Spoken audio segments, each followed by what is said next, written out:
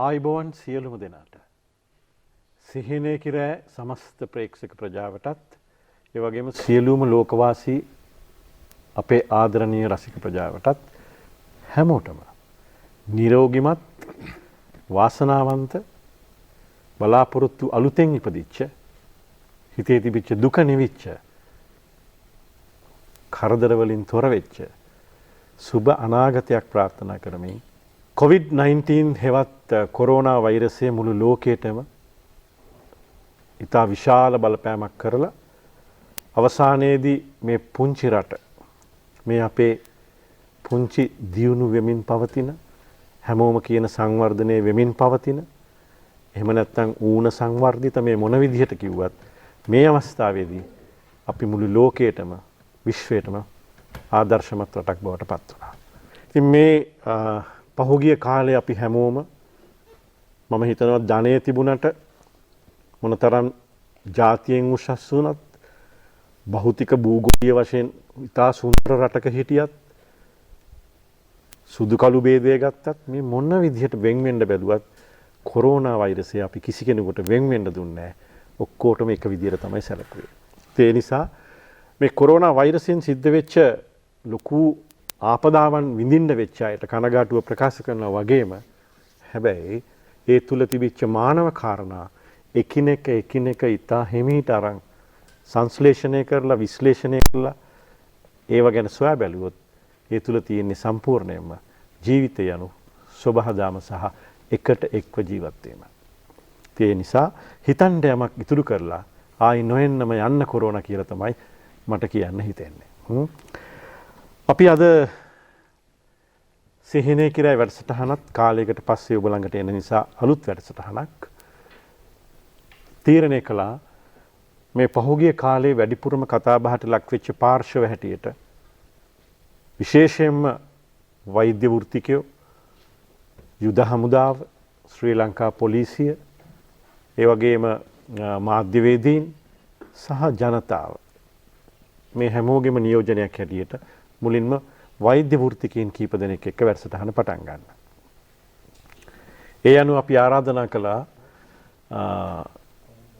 කාලෝචිත වර්තමාන මේ පසුබිමටත් ගැලපෙන විදිහට ඔබේ පණිවිඩය සමාජගත කරන්න අපිත් එක්ක එකතු වෙන්න කියලා. උගුර කනනාසය පිළිබඳව විශේෂඥ ශල්‍ය වෛද්‍යවරයෙක් වශයෙන් කටයුතු කරන චන්ද්‍රා ජයසූරිය මැතිණියට අපි ආරාධනා කළා අද ඇවිත් ඔබ කැමති ගීත 10 සිහිනය කිරෑ විචාරකින්ට දෙන්න. ආයිබෝන් ඔබතුමිය. ආයිබෝන්. ඒ වගේම මේ එතුමිය තෝරා දෙන ගීත 10 ගායනා කරන්න අපි ආරාධනා කරා තවත් විශේෂඥ වෛද්‍යවරයෙකුට සහ විශේෂඥ වෛද්‍යවරියකට. වෛද්‍යවරයා අපි හැමෝම අඳුරන වෛද්‍ය නෙවිල් පෙරේරා. ආයිබෝන් ඔබතුමාට. ආයිබෝන්. ඒ වගේම ගීත ගායනා කරන්න අද අපිත් එක්ක එකතු වෙන විශේෂඥ වෛද්‍යවරිය සංජීව නිරූපසිංහ. ආයිබෝන්. ඒ වගේම වැඩසටහන ආරම්භයට කලින් ඔබට යමක් කියන්නට ඕනේ. මේ අය වෛද්‍ය වෘත්තිකයෝ මිසක් මේ අය ගායක ගායිකාවෝ නොවේ. ඒ නිසා ඒ අය දිහා බලන්නට එපා. මෙතන වාඩි වෙලා ඉන්නේ වික්ටර් රත්නායක සහ ශ්‍රීමති තිලකරත්න සුජාතා රත්නායක. මෙතන වාඩි වෙලා ඉන්නේ එන්ජලින් ගුණතිලක එච්.ආර්. ජෝතිපාල. මෙතන වාඩි වෙලා ඉන්නේ ඒ වගේම වර්තමාන පරම්පරාව ගත්තොත් උරේෂා රවිහාරි කසුන් කල්හාර ඒ විදිහට නැතුව අපි මේ වෛද්‍ය වෘත්තිකයන් එක්ක ගෙවන පැය දෙකමාරක කාලයක් කියලා හිතලා අපි වැඩසටහන ආරම්භ කරමු. එහෙම හරි නේද? එහෙම හොඳයි. ඉතින් දැන් අපි මේ ගීතයට යන්න කලින් ඒ වගේ මතක් කරන්න ඕනේ. ඊටාම දුෂ්කර කාල සීමාවක් පසු කරලා අපිත් එක්ක සියලු බාධක මැඩගෙන මේ මොහොතේ සංගීත අධ්‍යක්ෂකවරයා වශයෙන් කටයුතු කරන සුමිත් ප්‍රියංකර ප්‍රමුඛ මගේ සහෝදර වාද්‍ය වෘන්දය ලොකු කැපවීමකින් පේනවා ඇති. මුඛ ආවරණ පැළඳගෙන අපෙන් ඔක්සිජන් ප්‍රමාණය සිරුර ඇතුළට අරගෙන ඔබට රසමේවිත පොවන්න සූදානම් වෙනවා. ඒ අයත් ආදරයෙන් මතක් කරනවා. ඒ වගේම මේ ආරම්භයට මම කැමතියි ඔබෙන් දැනගන්න පසුගිය කාල සීමාව ඉතාම දුෂ්කර කාල සීමාවක්. මේ කාල සීමාවේ කොයි වගේ කාර්යබහුල ජීවිතයක්ද ගත කළේ? ඔව් ඇත්තටම අපි ටිකක් වෙනස් විදියකට මේක කළමනාකරණය කරේ. මොකද දැන් නිරෝධායනය කරන්න වෙනවනේ කෙනෙකුට කොවිඩ් හැදුනොත්. ඒකට අපි ඔක්කොම එකටම වැඩට આવොත් වෙන්නේ එතකොට කෙනෙකුට ලෙඩ වුණත් වාටුවම වහන්න වෙනවා. ඒ හින්දා අපි මුළු ස්ටාෆ් එක තුනට බෙදුවා. සර්ජන් 3 දෙනා. ඊපස්සේ අපි පැය 24 7ක් එක්කෙනෙක් කරනවා. ඒ කියන්නේ දවල් රෑ ඔක්කොම ඒ ටීම් එකට එතකොට 15ක් විතර ඉන්නවා. එතකොට ඒ වගේම ડોක්ටර්ස්ලා නර්සස්ලා කනිෂ්ඨ කාර්ය මණ්ඩලය ඊට පස්සේ ඒ ටීම් එක සති දෙකක් ඉන්නවා ගෙදර. ඊට පස්සේ අනිත් ටීම් එක එනවා. ඔය විදිහට අපි මාස දෙකක් ගත කළා. ඇඳිරි නීතිය අපි හැබැයි ගිය සුමානේ ඉඳලා අපි මුළු ෆුල් ස්ටාෆ් එකම දාලා දැන් වැඩ. මොකද අපි ඇඳිරි නීතිය කාල සීමාවෙත් සායනවත් නැවතුනේ නැහැ. පුදුමයි කියන්නේ දවසකට මිනිස්සු 30ක් 40ක් ආවා මොන ක්‍රමෙන් හරි. අපි හිතුවා මේ කොහොම හරි අමාරුවෙන් එන මිනිස්සුන්ට කාර්ය මණ්ඩලේ නෑ හරි වෙන මොනවා හරි කියන්නේ නැතුව අපි ප්‍රතිපත්තියක් කරන් තිනවා කිසිම ලෙඩෙක් හරවල අරින්නේ නැහැ. ඉතින් අපි එන හැම දෙනාටම සේවය සැලසුවා. ඒ වගේම අපිට රජයෙන් හොට්ලයින් දුන්නානේ. ඒ ක්ෂණික ඇමතුම් ඒ නිසා අපි බෙහෙත් ඇරියා ගෙවල් වලට. ඒ කියන්නේ ඒකත් ලොකු සේවයක් කරා ක්ලිනික් ලෙඩ ඔක්කොම වගේ බෙහෙත් තැපල් කරා. මම හිතන්නේ ඔබේ ජීවිත කාලය තුළ මේ වගේ පරිසරයකට මුහුණ දෙන්න පළවෙනි වතාව වෙන්නේ. ඔව් අවසාන වතාවත් වුණොත් හොඳයි කියලා හිතනවා. ඒ වගේම අර ඔබ මතක් කළානේ අර මුර ආකාරයට බෙදාගෙන කටයුතු කරන්නේ. මම හිතන්නේ ජාතික රූපවාහිනියත් විශාල සේවක සංඛ්‍යාවක් වැඩ කරන ආයතනයක්. නමුත් ඇත්තටම ඊටාම කල්පනාවෙන් ඊටා හොඳ කළමනාකාරීත්වයකින් යුක්තව ඒ සියල්ල ඊටා විධිමත් විදිහට සකසුරුවම්ම භාවිතා කළා. ඒ ගැන අපි සතුටු වෙන්න ඕනේ. සංජීවනී ඔබෙත් කොහොමද අතීතයේ දැන් මම හිතනවා මේ එක ප්‍රශ්නේ මම තුන් දෙනාගෙන් ඇහුවේ. ඔව් මමත් උගුර කණනාසය පිළිබඳ ශල්‍ය වෛද්‍යවරියක්. ඉතින් මේ අවස්ථාවේදී අපි අපේ රෝගීන්ට අපි සමාජ මාධ්‍ය ජාල හරහා පණිවිඩයක් දීලා තිබුණා. අනවශ්‍ය ඉස්පිරිතාලයට එන එක අඩු කරගන්න. මොකද මේ උගුර කණනාසය ආශ්‍රිතව තිබෙච්ච අනතුරු නිසා රෝගීන් රෝහලට එන එක වළක්වා ගැනීම තමයි අපේ මූලික අරමුණ උනේ. මොකද අපිට ඕනේ උනේ ඒ අනවශ්‍ය රෝගීන් රෝහලට ඒම තුලින් සහ එතනදී හදිසියේ හරි කාට හරි ඒ වෛරසය තිබිලා අපේ කාර්ය මණ්ඩලය ඒකට නිරාවරණය වෙලා නිරෝධායනය වෙන්න සිදු වුණොත් රෝහලක් දුවන්න බෑ. එතකොට වෙන්නේ රෝගීන් ඉන්නව කාර්ය මණ්ඩලේ නිරෝධායනය වෙලා. ඉතින් ඒ වගේ අපි ගොඩක් සමාජ මාධ්‍ය දාලා හරහා දැනුවත් කිරීම කරා. ඔබතුමා මම හිතන්නේ මේ විශේෂඥ වෛද්‍යවරයෙක් වශයෙන් නියැලෙන වෘත්තියේ තරමක් ස්වභාවය වෙනස්. නමුත් කොහොමද පහුගිය කාලේ අත්දැකීම්? ඔව් පහුගිය කාලේ අපි ඇත්තටම මේ පිළිකා සහ හිර වෙච්ච වග්ගොඩු වගේ දේවල් ප්‍රමාද කරේ නැහැ. ඒ වගේ අපේ රැඳුම් ලයිස්තු වල හිටපු රෝගීන් ගෙන්නලා වෙනදා 20ක් විතර කරන ඔපරේෂන් ලයිස්තුවේ 5ක් විතර කරගෙන බොහොම කල්පනාකරණය කරගෙන ඒ අත්‍යවශ්‍ය කොටස කරා. මොකද කොවිඩ් එකේ තිබුණ නැහැ කවදාද ඉවර වෙන්නේ කියන එක. ඒතර පිළිකා රෝගියෙක් අපි දැන් හොයාගෙන ඉවරලා එයා දැන් රැඳුම් ලයිස්තුවේ දිනයක් දීලා ඉන්නකොට ඉතින් එයා කල් ගියොත් එහෙම ඉතින් ඊළඟට මේක ඉවරනකොට ඔඩු දුවලා තියෙන්න පුළුවන්. ඒ නිසා අපි මේ වගේ වර්ගීකරණයකට භාජනය කළා එහෙමයි කරා. හොඳයි. මම ඒ වෙලාව ගත්තේ මේ කාල සීමාවේ පහුගිය කාල සීමාවේ කොහොමද මේ වෘත්තිකයන් තමන්ගේ පුද්ගලිකව තමන්ගේ දායකත්වයේ සේවය සඳහා සැපෙව්වේ කියලා දැනගන්න. සිහිනේ කිරා වැඩසටහනේ ගීත 10ක් තෝරන්න ඕනේ කියලා ඔබට හිතුනේ ඇයි? ඉතින් ඇත්තටම මුල ඉඳලම මේ වැඩසටහන මම බැලුවා නිරෝෂාවි රජිනගේ වැඩසටහනේ ඉඳලා. ඒ වගේම මේ මගහැරුණු දේවලුත් අපි අන්තර්ජාලයෙන් බැලුවා. ඉතින් ඒක ඉතින් තුඩ රැවුදෙන වැඩසටහනක්. හැමෝම ඒ ගැන කතා කරනවා. ඒ වගේම ඒ සින්දු වල විග්‍රහය සමහරලාට හරි අමුතුයි. අපි හිතන දේ නෙවෙයි. අපි සින්දුව අහලා හිතාගෙන ඉඳලා හාත්පසින්ම වෙන දෙයක් තවත් කෙනෙක් කියනවා. ඉතින් ඒකත් හරි රසවත් ඇත්තටම. ඒ කියන්නේ එක එක්කිනා සින්දුව දකින්න විදිය සහ විග්‍රහය වෙනස්. ඉතින් මම ගොඩක් සින්දු වල අර්ථ රසයට තැන දෙන කෙනෙක්. එහෙනම් මට මේ වැඩසටහන ගොඩක් වැදගත් වුණා. ඔබ මුලින්ම තෝරන ගීතය මේ සමිතා එරන්දති මුදුන්කොටුව ජනප්‍රිය ගායන ශිල්පිනිය ගායනා කරන ඉරපායා ගීතය. මොකද මේ ගීතය හරහා අපේ ප්‍රේක්ෂකයන්ට ඔබ දෙන්නේ? ඔව් ඇත්තටම දැන් මම මේ වැඩසටහනට එන්නේ තව අරමුණක් වුණා. මම අද මෙතන යම් තැනක ඉන්නවා නම් මෙතනට මට එන්න ගොඩක් දෙනෙක් උදව් කරානේ. ඒ අයවත් ඉපත් කළා ගීත රස විඳින ගමන්ම කෘතවේදීතාවයේ මා කෘතවේදීතාවයේ පළ කරන අය ඔබටත් වැදගත්. ඒ නිසා පොදු අත්දැකීමක් කරගන්න නමුත් කෘතවේදීභාවය. එතකොට දැන් මේ ඉරපායා ගීතේ ප්‍රේම ගීතයක් විදිහට ගන්නත් පුළුවන්. නමුත් මම මේක දැක්කේ සූර්යා ගැන කියන ගීතයක් විදිහට. ඒ කියන්නේ ඇත්තටම කියනවා නම් අපි සූර්යා කියන එක අගය කරන්නේ නැහැ. සූර්යග්‍රහණය වෙච්ච දවසේ නම් මම හිතන්නේ පොඩ්ඩක් කට්ටියට සූර්යාගේ වටිනාකම චුට්ටක් තේරුණා. නම් පොඩි වෙලාවයිනේ. ඉතින් අපිට ඇත්තටම කිව්වොත් අපේ දෙමෝපියන්ටත් වැඩි අපිට දේවල් දීලා තියෙන්නේ සූර්යා නේද? ඒ කියන්නේ මම ඔයත් එක්ක කතා කරන්නේ මට ශක්තිය ලැබුණේ කොහේද මං ගත්ත ආහාරයෙන්. මෙතෙන්ට ආපු කාර් එකට තෙල් ගැහුවේ සූර්යාගේ ගබඩා වෙච්ච ශක්තිය. ඒ වගේම අපි පෘථිවිය අයිස් බෝලයක් ඉරක් තිබ්බේ නැත්තම්. එතකොට ජීවය ඇති කළා. ගුරුත්වාකර්ෂණය අපි දෙන්න අපි පාවියයි ඉර පෘථිවිය ඉරවටේ කැරකුන්නේ නැත්නම් ඒතර ගුරුත්වාකර්ෂණය ආලෝකය තාපය ප්‍රභා සංශ්ලේෂණය කියන්නේ මේක සයන්ස් පාඩමක් වගේ වෙයි ප්‍රභා සංශ්ලේෂණය කියන්නේ හරිය ශාකවල හැදින අතුරු ඵලයක් විදිහට අපිට ජීවය පවත්වා ගන්න ඔක්සිජන් හම්බ වෙනවා කාබන් ඩයොක්සයිඩ් අපිට අවශ්‍ය නැහැ ඒක ඇදලා දානවා එතකොට දැන් මෙහෙම බැලුවාම ඉරගෙන හැන්දෑ වෙනකම්ම කියත හැකි ඇත්තටම කියනවා නම් අප කරන හැම ක්‍රියාවකම ඍජුව හෝ වක්‍රව ඉර සම්බන්ධයි හිතලා බලන්න හැම ක්‍රියාවක්ම කරලා මේකට කොහේ ඉර සම්බන්ධ කිව්වොත් එනක් මට පෙන්වන්න පුළුවන් ඉතින් වෛද්‍යවරයෙක් විදිහට මට තව දෙයක් තියෙනවා ඉර ගැන කියන්න. අපි ඇඟේ තියෙනවා බයොලොජිකල් ක්ලොක් කියලා එකක්. ජීව විද්‍යාත්මක ඔරලෝසුවක්. ඒක 6ට නැගිටලා 6ට බහලා යන්න තමයි හදලා තියෙන්නේ. ඉර වගේ. හැබැයි අපි විදුලි බලය හොයාගෙන අපි ඔකට විරුද්ධව යනවා දැන්. දැන් මේ වැඩසටහන බලන්න ඉතරයිනේ. ඔව්. එතකොට හුඟාවක් වෙලා අපි ඇහැරලා ඉන්නකොට අපි මොළයට ටිකක් අඳුර අවශ්‍යයි. ගොඩාක් වෙලා ආලෝකයේ ඉන්නකොට විශේෂයෙන්ම LED ලයිට් වල එහෙම ඉන්නකොට අපිට නිින්ද යන්නේ නැති ලෙඩ හැදෙන්න පුළුවන්. ඒව එතකොට මෙලටොනින් කියලා හෝමෝනයක් තමයි නිින්ද යන්න අවශ්‍ය වෙන්නේ. ආලෝකයේ තියෙනකොට මේ හෝමෝනය ස්‍රාවය වෙන්නේ නැහැ. ඒක තමයි අපි අර බයොලොජිකල් ක්ලොක් එකට අපි අනුගත වුණොත් අපිට හොඳට නිින්ද යනවා. ඒ අනිත් එක තමයි අපි සතුට ඇති කරන හෝමෝනය සීරොටොනින්. සීරොටොනින් කියලා හෝමෝනයක් තියෙනවා. අපි ප්‍රීතිමත් අත්දැකීමකදී මොළේ ඒක තමයි ස්‍රාවය කරන්නේ. මේක කෙලින්ම සූර්යයාට සම්බන්ධයි. ඉතින් සතුට මේ සින්දුවේ තියෙනවනේ අඳුරු තිබිරපට ඉරා දිනින්දු සොඳුරු හෙටක් පාදයි මන බෙදත චන්ද්‍රරත්න මාපිටික මහත්මයා ගොඩක් ගීත ලියලා නැහැ. මට ඒ වුණාට මේ ගීතේ ඇති ගොඩක් එතුමාටත් ස්තුතිවන්ත වෙන සමිතාගේ ගායනයත් ඉතාම විශිෂ්ටයි.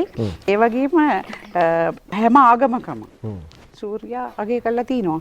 දැන් මාදාන බුද්ධ ආගමේ මෝර පිරිත කියලා පිරිතක් තියෙනවා මොනරා උදේටයි හවසටයි ගාථා දෙක බැගින් කියලා තියෙනවා උදේට නැගෙන සූර්යාට මෙතරම් කල් පහළ වෙච්ච බුදුරුන් සම්බුදුරුන්ටත් ස්තුති කරනවා හවසට මොනරා හොඳට කල දවස ගෙවලා නිදා ගන්න ඉස්සෙල්ලා ආයිත් මෙතරම් කල් එළිය දුන්නු සූර්යාටත් සම්බුදුරුන්ටත් ස්තුති කරලා තිනවා මම ඒ වගේම ඉස්ලාම් ධර්මය කතෝලික ධර්මය ඒවත් බැලුවා. ඒ හැම එකෙම සූර්යාට ස්තුති කරලා තියෙනවා. තයි පොංගල් උත්සවේ ඉරට සහ ගවයාට ස්තුති කරන්න තියෙන්නේ. ඉතින් ඒත් ඉතින් අපිට ඉර අමතක වෙනව නේද? මම ඒ හින්දා හැමෝටම මතක් කරන්න කියලා තමයි කිව්වේ. මේක පොදු අත්දැකීමක් වෙනවා කියලා. ඒක හරි. ඊටාම සංක්ෂිප්තයි හැබැයි ඊටාමත්ම වටිනවා. මම හිතනවා ඔබ සහ මා ඇතුළු අපි හැමෝම මෙතෙක් නොයසූ කරුණු රැසක් ඔය ඇයගේ විවරණය තුල තිබුණා. හැබැයි අවසානයේ නිමා කළේ ඒත් අපිට ඉර අමතක වෙනව නේද කියලා.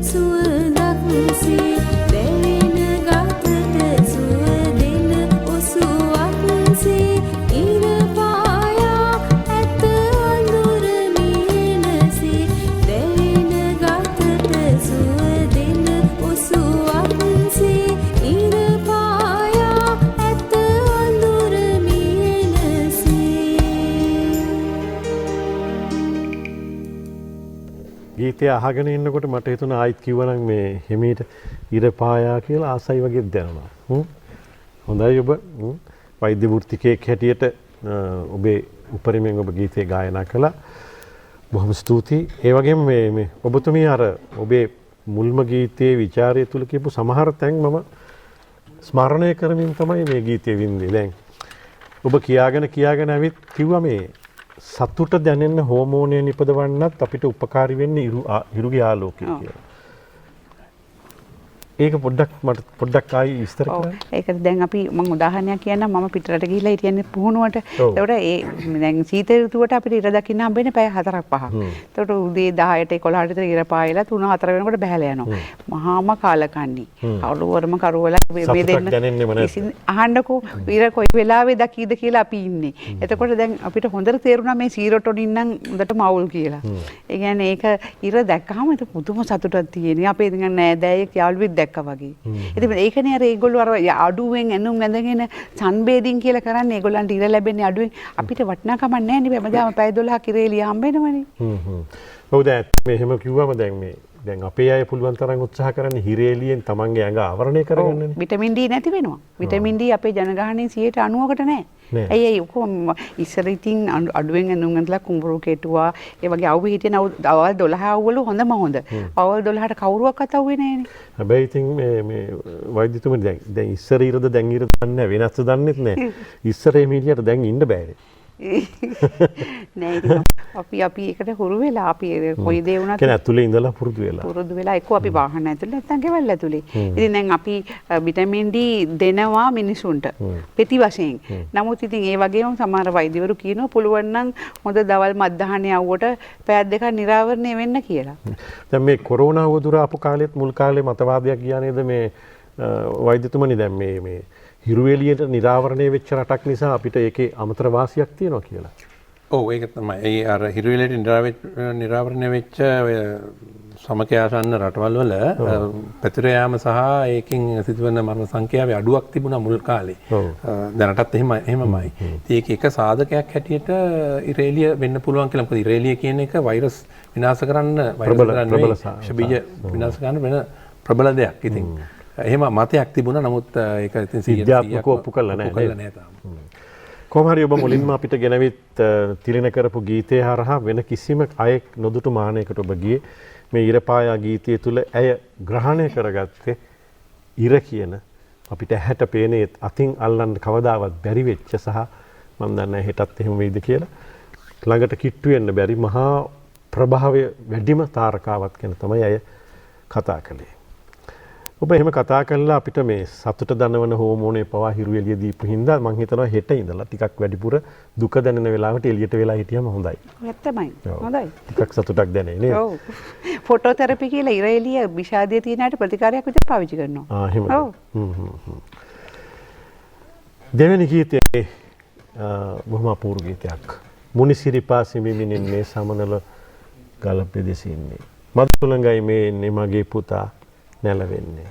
මේ ගීතය හරහා ඔබ මොනවද අපිට දෙන්නේ? මේ ගීතේ කතා කරනවා රට ගැන, ජාතිය ගැන, ආගම ගැන, දෙමව්පියන් ගැන කතා කරන්න පුළුවන්, මගේ සහෝදරයා සහෝදරිය ගැන, මගේ පුතු දෙන්න ගැන කතා කරන්න පුළුවන්. ඒ වගේම ටිබෙට් ජාතික මහින්ද හාමුදුරුවෝ විජාතිකයෙක් වෙච්ච අපිට ජාතික අනුරාගය උගන්වපු මහින්ද හාමුදුරුවෝ ගැන කතා කරන්න පුළුවන්. අවුරුදු 12 දී ළමයෙක් විදියට රටට ඇවිල්ලා මෙහෙදි පැවිදි වෙලා අපේ භාෂාවයි පාලි භාෂාව ඉතිහාසය ඉගෙනගෙන ආනන්ද විද්‍යාලයේ ගුරුවරයෙක් විදියට සේවය කරලා මේ ජාතික තොටිල්ල කියන ජාතික අනුරාගයේ වඩවන්න දරුවන් නලවන්න ගායපු ගීතේ කොටසක් තමයි දැන් මට හිතෙනවා දැන් මේක අහනකොට මගේ අම්මයි තාත්තයි මාව මේ විදියට නලවන්න ඇති. ඒ වගේම මං ඉපදෙනකොට ඒ දෙන්න ටිකක් වියපත්. ඒ වගේම මගේ අයියයි අක්කයි තුඟ ලොකුයි. ඒගොල්ලන් වයසින් වැඩි දරුවෝ. ඒතකොට ඒගොල්ලොත් මාව නලවන්නේ නැති. ඒ වගේම මට සින්දු කියන්න බෑ මම ඔබට කිව්වනේ කලින්. ඒ වුණාට මම බැරි ගාති කොහොම හරි මගේ පුතාලා දෙන්න නලවන්නත් මේ සින්දුව කිව්වා. ඉතින් එතකොට දැන් මගේ අම්මා මම ඉපදෙනකොට 45ක් විතර වයසයි. ඉතින් එයා ඉතින් ටිකක් මම ගොඩක් අඩු වයසේදී මාව ඇරලා යනවා මොකද පිළිකාවක් හැදිලා. ඉතින් ඊට පස්සේ මේ තාත්තත් තව ටිකක් කලින් ඉඳලා ජීවත් වුණ අතර නැහැ. ඊට පස්සේ ඉතින් මගේ අම්මා මට ඔය උගන්වපු වැදගත් පාඩම් දෙකක් මට හැමෝටම කියලා දෙන්න ඕනේ කියලා. ගොඩාක් මම ස්වාධීන කළා. මම දැනගෙන හිටියා වගේ හරියට අඩු වයසින් මැරෙනවා කියලා මට හැමදේම තනියෙන් කරන්න කියලා දුන්නා. උයන්න, පියන්න, මාන්න, ගොතන්න හැමදේම කියන්නේ ගෑනු ළමයෙක් ඉගෙන ගන්න ඕනේ කියන දේවල්. ඒකට මං කියනවා මට හොඳට ඉගෙන ගන්න පුළුවන් නේ. මං අම්මට කියනවා මං වැඩකාරී කරන් ඔය කරගන්නවා කියලා. උඹ එංගලන්තේ මහරජා වුණත් මට කමන්නේ මේක ඉගෙන ගන්න ඕනේ කියනවා. කියලා මේ ගෙදර වැඩ කඩේකට කියලා බඩු ගන්න හැටි පවා ඉගෙනනවා. ඉතින් අය හැබැයි මට වැදගත්ම පාඩමක් කියලා දුන්නා. මට කිව්වා දුව ඕනම කෙනෙකුට ගෞරව කරන්න ගෞරවය ලැබෙනවා. නම්බු දෙන්න. يعني අපේ අම්මා හැම දිනවටම නෝන මහත්මයා හරි විදියට කරා. හරිම يعني දැන් අම්මා හැමෝටම නර්ස් නෝනා මහත්තයා කියලා නැතුව කතා කරන්නේ නැහැ කාටවත්. ඉතින් මම නම්බු දෙන්න ඕනේ නම්බු ගන්න කියලා උගන්වනවා. ඒ කියන්නේ හොඳට රෙස්පෙක්ට් කරන්න. තව පාඩමක් ඉගෙනුවා දුව ඔයාට කවුරු හරි වැරද්දක් කරොත් එයාට තාම හොඳට සලකන්න කියලා. සහතිකෙම. ඊට වැඩි දඬුවමක් එයාට නැහැ කියලා. නෑ ඇත්තටම. තාත්තා අපේ තාත්තට ඕන ගානක් හිතෙන් හදන්න පුළුවන් මනෝමය. ඉතින් ඒකට ඒවට නම් මට බනිනවා. ඉතින් මට චක්කර හිම මතක නැහැ නේද ඒකට බනිනවා. ඒ වුණාට ඉතින් අර හුඟක් ඉගෙනීමට තමයි තාත්තගෙන් ඉගෙනගත්ත පාඩම තමයි කිසිම දෙයක් ගැන කරලා ඉවරලා මේක මං හොඳට කරා කියලා සෑහීමකටපත් වෙන්න එපා. ඉතින් මං පොත් එහෙම කියවන්න කැමති නෑ. ඉතින් පොඩි කාලේ ඕන පත්‍රයක් ගත්තාම පින්තූර ටික බලලා අල්ලලා විසි කරනවා. ඉතින් මට අපේ අයියා කරා කියවුවාම සල්ලි දෙනවා.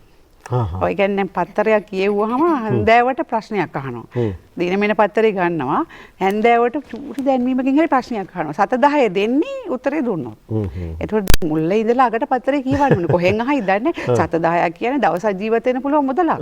ඒ හින්දා මං මේ කුමාරතුංග මුනිදාස් මහත්තයාගේ පොත් හිටන් ගෙනත් දුන්නා. පොත කියවලා හැබැයි ප්‍රශ්නෙට උත්තර දුන්නා 7-10ක් වෙනවා. ඒ හින්දා අර මුදල් වලට තියෙන ආසාවට සෑහෙන දුරට කියවෙම පුරුදු කරගත්තා. සොයුරන් ඇතලොව මව්වරු පියවරුවන් දුක සැප හමුවේ බිතු සිතුවම් රූමෙන් පිම් කවි ගොතනා කිවිරුනේ සුපසන් සුහුයුරු පිම ගැන නව කවුගී පවසන්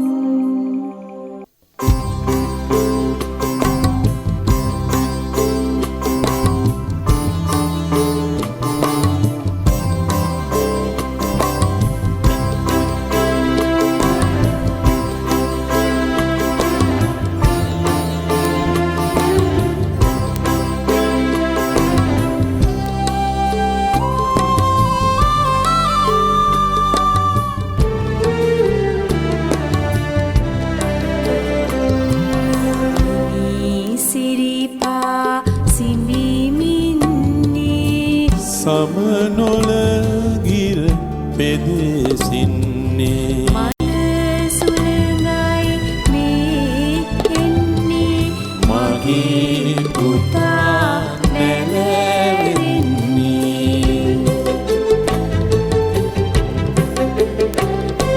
ඥාති කරන දෙරණ මතේ කැටි වැටි මල මොහොතේ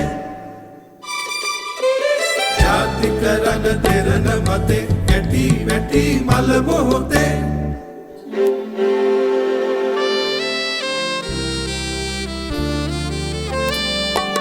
සුන්දර සුරඹුන්ගේ අතේ නැලෙවින බව සිතනු පුතේ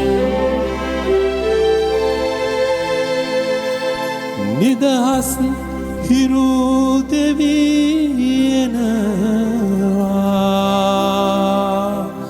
දැබැති මල් පිබී දෙනවා සිරිලක්මව හිනැහෙනවා මගේ පුතා නැලෙවෙනවා මුනි සිරිපා සිඹිමින්නේ සමනොල ගිර පෙදෙසින්නේ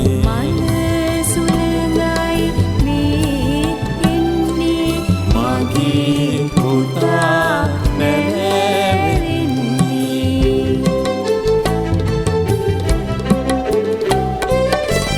පෙටි පොළ සෙනෙ විසුරු කරරු කුසෙන් මණ්ඩදුරු පෙටි පොළ සෙනෙ විසුරු කරරු කුසෙන් මණ්ඩදුරු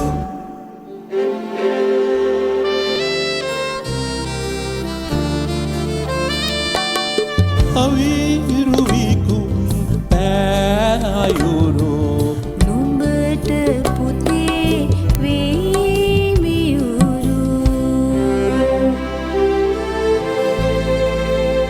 ජාතියරන් විමනක් වේ ආගම මිනි පහනක් වේ ඉරක ගන්නට මෙලොවේ සමත් වෙතොත් පුත නුඹවේ මුනි සිරිපා සිඹිමින්නේ සමනොලගිර පෙදෙසින්නේ මන සුළඟයි මේ එන්නේ මගේ පුතා නැරෙන්නේ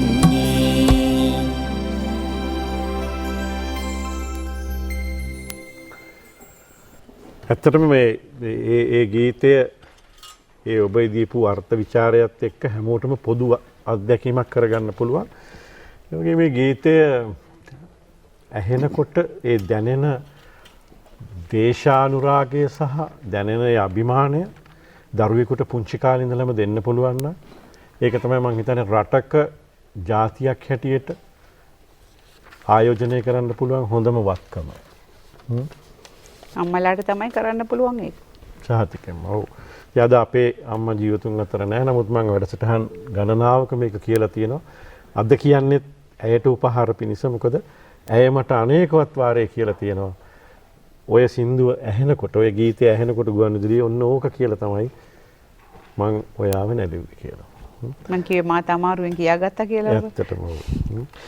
ඒවා ගීත නෙමෙයි මං හිතන්නේ ඒවා ජාතික ගීයට පමණක් දෙවැනි වෙච්ච ගීත. ඔව්. හරියට හරි. ඔව්. ඉතින් ඒ ගීතයකට වඩා වැඩි යමක් අනිත් එක එක්කම මතක් කරන්න ඕනේ. ආචාර්ය නන්දා මාල්නියගේ සහ පණ්ඩිත් අමරදේවයන්ගේ හඬ මේ ගීතයට මුහු වෙච්චම එතනින් එහාට ඒ ගීතය මං හිතන්නේ දේව රසය සඳහා දෙවියන්ට රස විඳින්න පුළුවන් තත්ත්වයට පත් කරලා තියෙනවා. තුන්වෙනි ගීතය ඔබ මේ තෝරන සැලෙන ලෙලෙන උකුළු තල. මේක මේ අයිවෝ ඩෙනිස් මහත්මයා ගායනා කරන ගීතයක්. මේ පළවෙනි වතාවට තමයි සිහිනේ කිරා වැඩසටහනට ආවේ. ඇත්තටම ඒ ගීතය ලියලා තියෙන්නේ ඩෝල්ටන් අල්විස්. සංගීතයේ අයිවෝ ඩෙනිස් මහත්මයාගේ මෙන්න ඕනේ. ඉතින් ඒ ඇතරම අයිවෝ ඩෙනිස් ගැන මට අනිත් අයට නැති මතකයක් තියෙනවා. අපි ඇතරම මට කියන්න බැරි වුණා මහේෂ් මට සහෝදරයෙක් හිටියයි සහෝදරයා ජීවිත වුණ අතර නැති වුණා 66 අවුරුද්දේ හෘදයාබාධයක් හැදිලා. ඒකට මේ අපි ගියා මීගමුවට. දැන් මං 6 වෙනි වසරේ අන්තිම වාරයට මීගමුව හරිශචන්ද්‍ර විද්‍යාලයට ගියා. ඉතින් දැන් එතකොට මං කවදාවත් සෞන්දර්ය විෂයක් ඉගෙනගෙන තිබ්බේ නැහැ. මම මගේ ඉස්කෝලේවත් ගමේ අගලවත් ඉදිවත් ඉගෙනගෙන තිබ්බේ නැහැ. ඉතින් මම සංගීත කාමරයට ගියාම ඒකේ පිරෙන්න බඩු සිතාර්ද එස්රාජ් දැන් අයිවෝ ඩෙනිස් තමයි සංගීත ගුරුතුමා. ඉතින් ඒකේ නැති සංගීත භාණ්ඩයක් නැහැ. ඉතින් මට හරිම ආසයි. ඉතින් දැන් මේක ඉතින් සින්දු කියන්න බැරි වුණත් වාදනයක් හරි මොනවා හරි ඉගෙන ගන්න පුළුවන් මේනේ. ඉතින් ඩෙනිස් ඉතින් මම වෙලෙව්වේ නැහැ. ඉතින් බාරගත්තා. ඊට පස්සේ ඉතින් හැබැයි ඉතින් ටික දවසක් යනකොට තේරුණා ඉතින් ශ්‍රුතියට සින්දු කියන්න අමාරුයි කියලා. හැබැයි මට අර තාලය අල්ල ගන්න පුළුවන් ගතියක් පොඩ්ඩක් තිබ්බා. ඊට පස්සේ මේ ඉතින් දැන් සර් සමස්ත ලංකා තරඟ වලට ළමයි වෙක්කන් යනවා ඉස්කෝලෙන්. මං හිටපු අවුරුදු දෙකේම දිනුවා සමස්ත ලංකා. ඉතින් මටත් ඊටාම උනන්දුයි දැන් මේවට යන්න. ඉතින් සින්දු ඊට පස්සේ මට තාලම් පොට ගහන්න පුරුදු කරා. ඉතින් මට ඇත්තටම මට මග ඇරුණා සර්. ඊට පස්සේ මම වෛද්‍යවරයෙක් වුණාට පස්සේ කොළඹ නොයෙකුත් වැඩසටහන් තිබ්බනේ. ඒ අවස්ථාවකදීවත් මට මේ සුන්දර මතකයේ සර්ට මතක් කරලා දෙන්න බැරි වුණා. ඒකට අපිට සර් කියලා දුන්නා සින්දුවක් ලක්මොලේ බලේ පාමුලෝ තලේ විස්කම් ලංකාවක් මවා විස්කම් දක්වමින්ද වික්මන් දක්වමින්ද ලංකා දජේවන ගොසින් සඳෙත්තු දම්මනව. ඒතකොට දැන් අපිට කිව්වේ අර නීලාම් ෂෝන් වැනුවේ හඳේ කොඩියනේ. මේගොල්ලන්ගේ කොඩිය, ඇමරිකාවේ කොඩිය සිංහ නෑ. කොඩිය වනන්න කියලා තමයි අපිට කියලා දුන්නේ.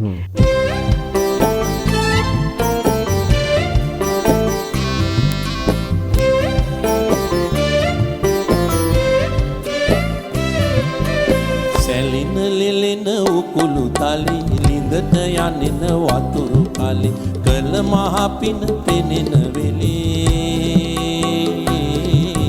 කළ මහපින පෙනෙන වෙලේ සැලින ලෙලෙන උකුළු තලි ලිඳට යනෙන වතුරු කලි කළ මහපින පෙනෙන වෙලේ කළ මහපින පෙනෙන වෙලේ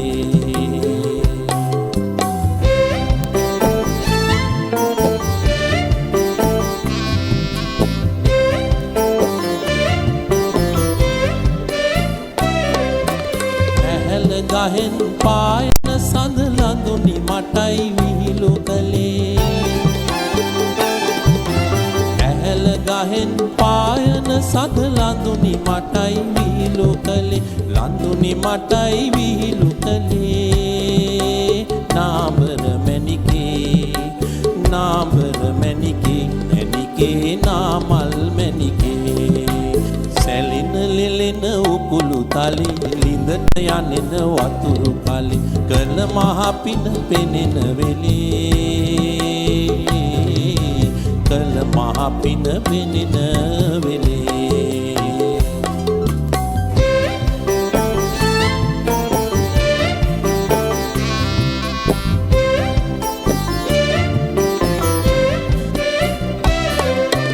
උකුලේ නැගෙන ලැවි නැලවි ලිඳට යනෙන වතුරු කලෙන් උකුලේ නැගෙන ලැවි නැලවි ලිඳට යනෙන වතුරු කලෙන් උවාරගෙන මම ඉන්නම් නොයන්න මැණිකේ නාදලු මැණිකේ මැණිකේ නාමල් මැණිකේ සැලින ලෙලෙන උකුළු තලි ලිඳට යනෙන වතුරු කලි කළ මහපින පෙනෙන වෙලේ කළ මහපින පෙනෙන වෙලේ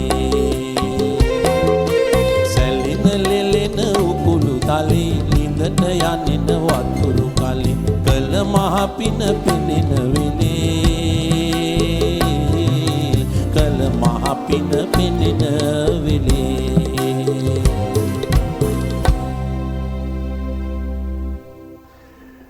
ඉතාම මිහිරට ගායනා කළානේ මේ වෛද්‍යතුමනි. මොකද මම දැක්කේ මේ ඔබේ ඒ ගායනයේ මේ ඒ හඬේ තිබුණනේ අයෝඩිනිස් මහත්මයාගේ හඬ. ඔව්ම ඈ? තමයි තිබුණා. තිබුණනේ. ඉතා හොඳින් ගායනා කළා. මම හිතන්නේ පෙර ගීතයට වඩා ඔබ ඉතා හොඳින් ගායනා කළා. මේ ඔව් අපි ඒක වින්ද අනිත් එක මේ චන්ද්‍රනෝන දැක්කද ඒක එක්තරා මේ තැනක කියලා තිබුණා සැලෙන ලෙලෙන උකුළු තලයේ මේ ඒ සුන්දර ලලනාවගේ සැලෙන හැඩතල තියෙන උකුළු තලයේ යන කලේ තරම් මම පින් කළා නෑ කියලා. එහෙම තමයි කියන්නේ. කලෙන් ඕවදනුත් ගන්නම් කියලා තියෙනවා. වතුර කලෙන් ඕවදන් ගන්නලු. ඒ කියන්නේ වතුර කලේ වුණත් හොඳයි වගේ එකක් ඒ තියෙනවා. තමයි එහෙම තමයි. අයෝඩෙන් මේ ඔක ලියලා තින්නේ ඩෝල්ටන් නල්විස් ඒ කාලේ පොප් සංගීතය කියලා අපේ ගැමියන්ට හරියන සංගීතයකට ඩෝල්ටන් නල්විස් ගුවන්විදුලියේ ගීත රචනා කරානේ. චන්ද්‍රානි ගුණවර්ධන, අයෝඩෙනිස් ඔය ඒ ගීත වලින් එකක් තමයි ඔය ගීතය. ඒකත් එහෙමයි. ඒකේ විශේෂත්වය තියෙන්නේ සසර වසන තුරු නිවන් දකින්න තුරු මේ මහා රන් දෙරණේම ඉපදෙන්න කියලා කියපු ඩෝල්ටන් නල්විස් මහත්මයාගේ ඒ තෙලි තුඩෙන් ඒ පෑන් තුඩෙන්ම තමයි සැලෙන ලෙලෙන උකුළු තලේ යන වතුර කලේ වෙන්න තිබුණා නම් හොඳයි කියලා ලියන්නේ නේද? ඒක තමයි. හරි. අපේ ඊළඟ ගීතේ මේකත් අපි මම හිතන්නේ ප්‍රථම වතාවට මුල්ම වතාවට තමයි සිහිනේ කිරෑ වැඩසටහනට ඔබ ගෙනෙන්නේ. සුමුදු සුවදේ ගායනය අපේ ආචාර්ය නන්දා මාලිනීගේ ගීතයක්. මේ ගීතයත් අපිට ලිහලා පැහැදිලි කරලා දෙන්නකෝ. ඔව් මගේ මේකත් අමුතු විදිහකට මම ලියන්නේ යන්නේ. මොකද මේ ගීතය නන්දාමාලි මහත්මිය සරල ගී වැඩසටහනකට කියලා තින්නේ. සෝමදාස අල්විටිකල මහත්මයාගේ සංගීතය ඉතාම මිහිරි. මම මුලින්ම ඒකේ වින්ද ශබ්ද රසය. දැන් නන්දාමාලි මම කියවනේ මගේ අක්කා මට වැඩි අවුරුදු 10ක විතර වැඩිමල් කියලා. ඒ ආයිති නන්දාමාලි මහත්මියගේ සින්දු අහනවා.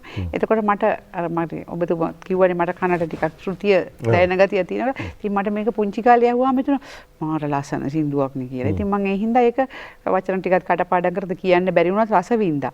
ඉතින් ලෙහලා තිබ්බේ නෑ ඉතින් මොකද්ද මේ කියන්නේ කියලාත් ඊට පස්සේ ගයාරම්‍ය අල්විසුත් මන්ට වතාවක ඩෝල්ටන් අල්විස්ගේ පුතාවත් හම්බුණා. ඊට අමතරව මම මේ වැඩසටහන වෙනුවෙන් මෙහෙ වැඩ කරන මේ වැඩසටහන අධ්‍යක්ෂකවරයෙක් නාට්‍යංශයේ අපේ සහෝදරයෙක්. ඔය තමයි. තුමාත් පුතාවකත් මම ඇහුවා මොකද්ද මේ ගීතෙන් කියන්නේ කියලා. ඊට අමතරව මම මේ ගීතය ගැන ධම්මික බණ්ඩාර මහත්මයාගෙන් ඔලිවිල් විශ්වවිද්‍යාලයේ ඉන්න මහාචාර්ය ධර්මරත් මහත්මයාගෙනුත් බැසුවා. මොකද මේ දැන් මම මේක ලියන විදිය වෙනස්නේ. ඒගොල්ලෝ දැන් අතර මට මේකෙන් හිතෙන්නේ මේ යෞවනියකදී මනසේ තියෙන ව්‍යාකූලත්වය. ඒ කියන්නේ මේක නිකන් අර පිස්සුයි වගේනේ. ඉතින් ඔය තරුණ කාලේ අවුරුදු 13 ටීනේජ් කියන්නේ 13ක් 19ක් අතරේ අපි සීන ලෝකෙක ඉන්නේ. එතකොට කුණාටුවක් කියලානේ කියන්නේ වයසට කුණාටුවට ගහගෙන යන්න පුළුවන්. ගහගෙන යන්නේ නැතුව නවතින් සමහරු ගහගෙන යනවා අන්තිමටම ඉවරයි. අපි තුන්දෙනා ගහ ගියේ නැති ඔබත් එතුළු ගහගෙන ගියේ නැති අය. මාත් ගහගෙන යන්න ඇති මං ආයි ගහගෙන එන්න. අපි ගහගෙන යන්න ඇති ගහගෙන එන්න ඇති. ඔව් කොහොම හරි ඒකට ගොඩාක්ම උදව් වුණේ මේ කුණාටුවට ගහගෙන යන්න නැති වෙන්න පාසල තමයි. දේවි බාලිකාවට ගියේ මං අවුරුදු 12 ඉස්කෝලේට යනකොට. ඉතින් ඒ පාසලේ මට ඉතාම හොඳ ගුරුවරු හම්බුණා, යාළුවෝ හම්බුණා, යෙහෙලියෝ. ඉතාම හොඳ යෙහෙලියෝ පිරිසක් හම්බුණා. අතර මගේ පන්තියේ හිටපු 35 දෙනාගෙන් 20 දෙනෙක් වෛද්‍යවරු අද. ඉතින් මේ කුණාටුවට මේ ගහගෙන යන්න නැති වෙන්න මේ කුණාටුවේ තියෙන හැඟීම් තමයි තියෙන්නේ.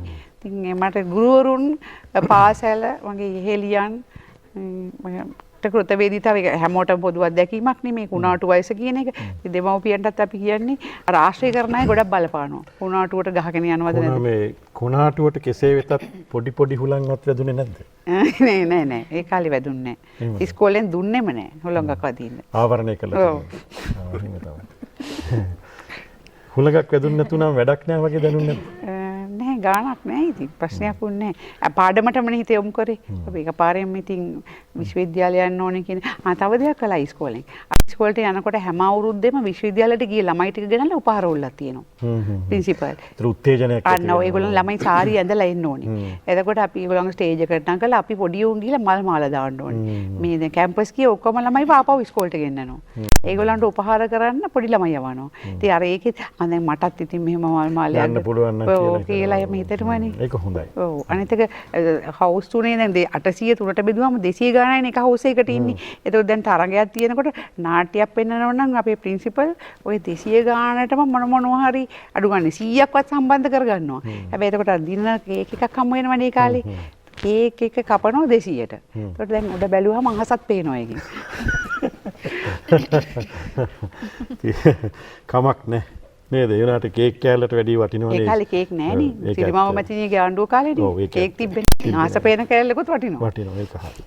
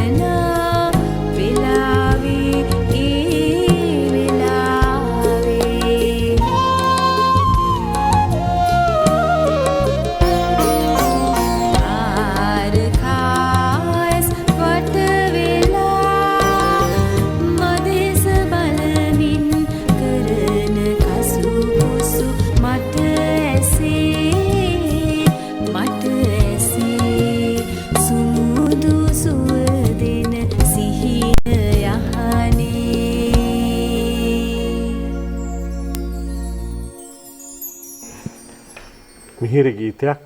ඒ වගේම ඔබ මිහිරට ගායනා කළා, සංයමයකින් ගායනා කළා.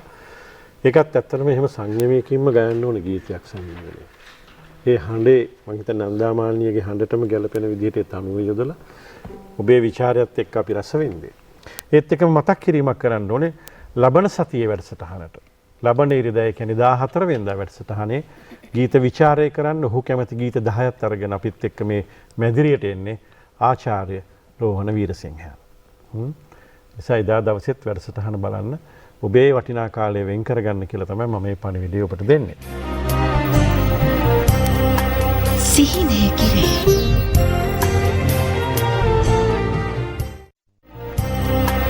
සිහිනය කිරේ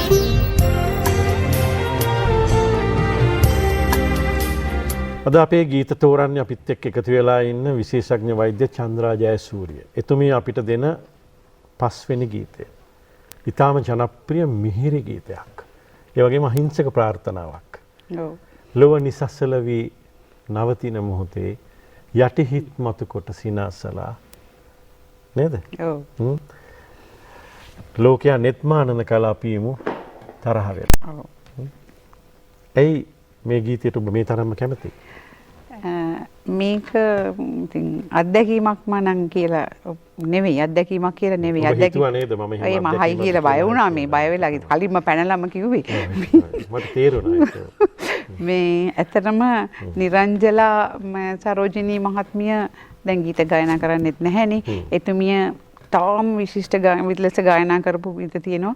පුදුම ලස්සන කටහඬක්. ඉතින් ඒ වුණාට දැන් අපිට ඇගේ ගීත අහන්න වෙන්නේ නැහැ. ඒ වගේම ප්‍රේමකීර්ති දල්විස් සිටුමා වික්ටර් අපිට වික්ටර් රත්නායක මහත්මයාගේ ගීතයක් මේ වැඩසටහනට තෝරගත්තෙත් නෑනේ අපි. නමුත් එතුමාගේ සංගීතය. ඒ වගේම ප්‍රේමකීර්ති දල්විස් මහත්මයා ලියපු සින්දුවක් අපි තෝරගෙනත් නෑ මේ කම ගීතය.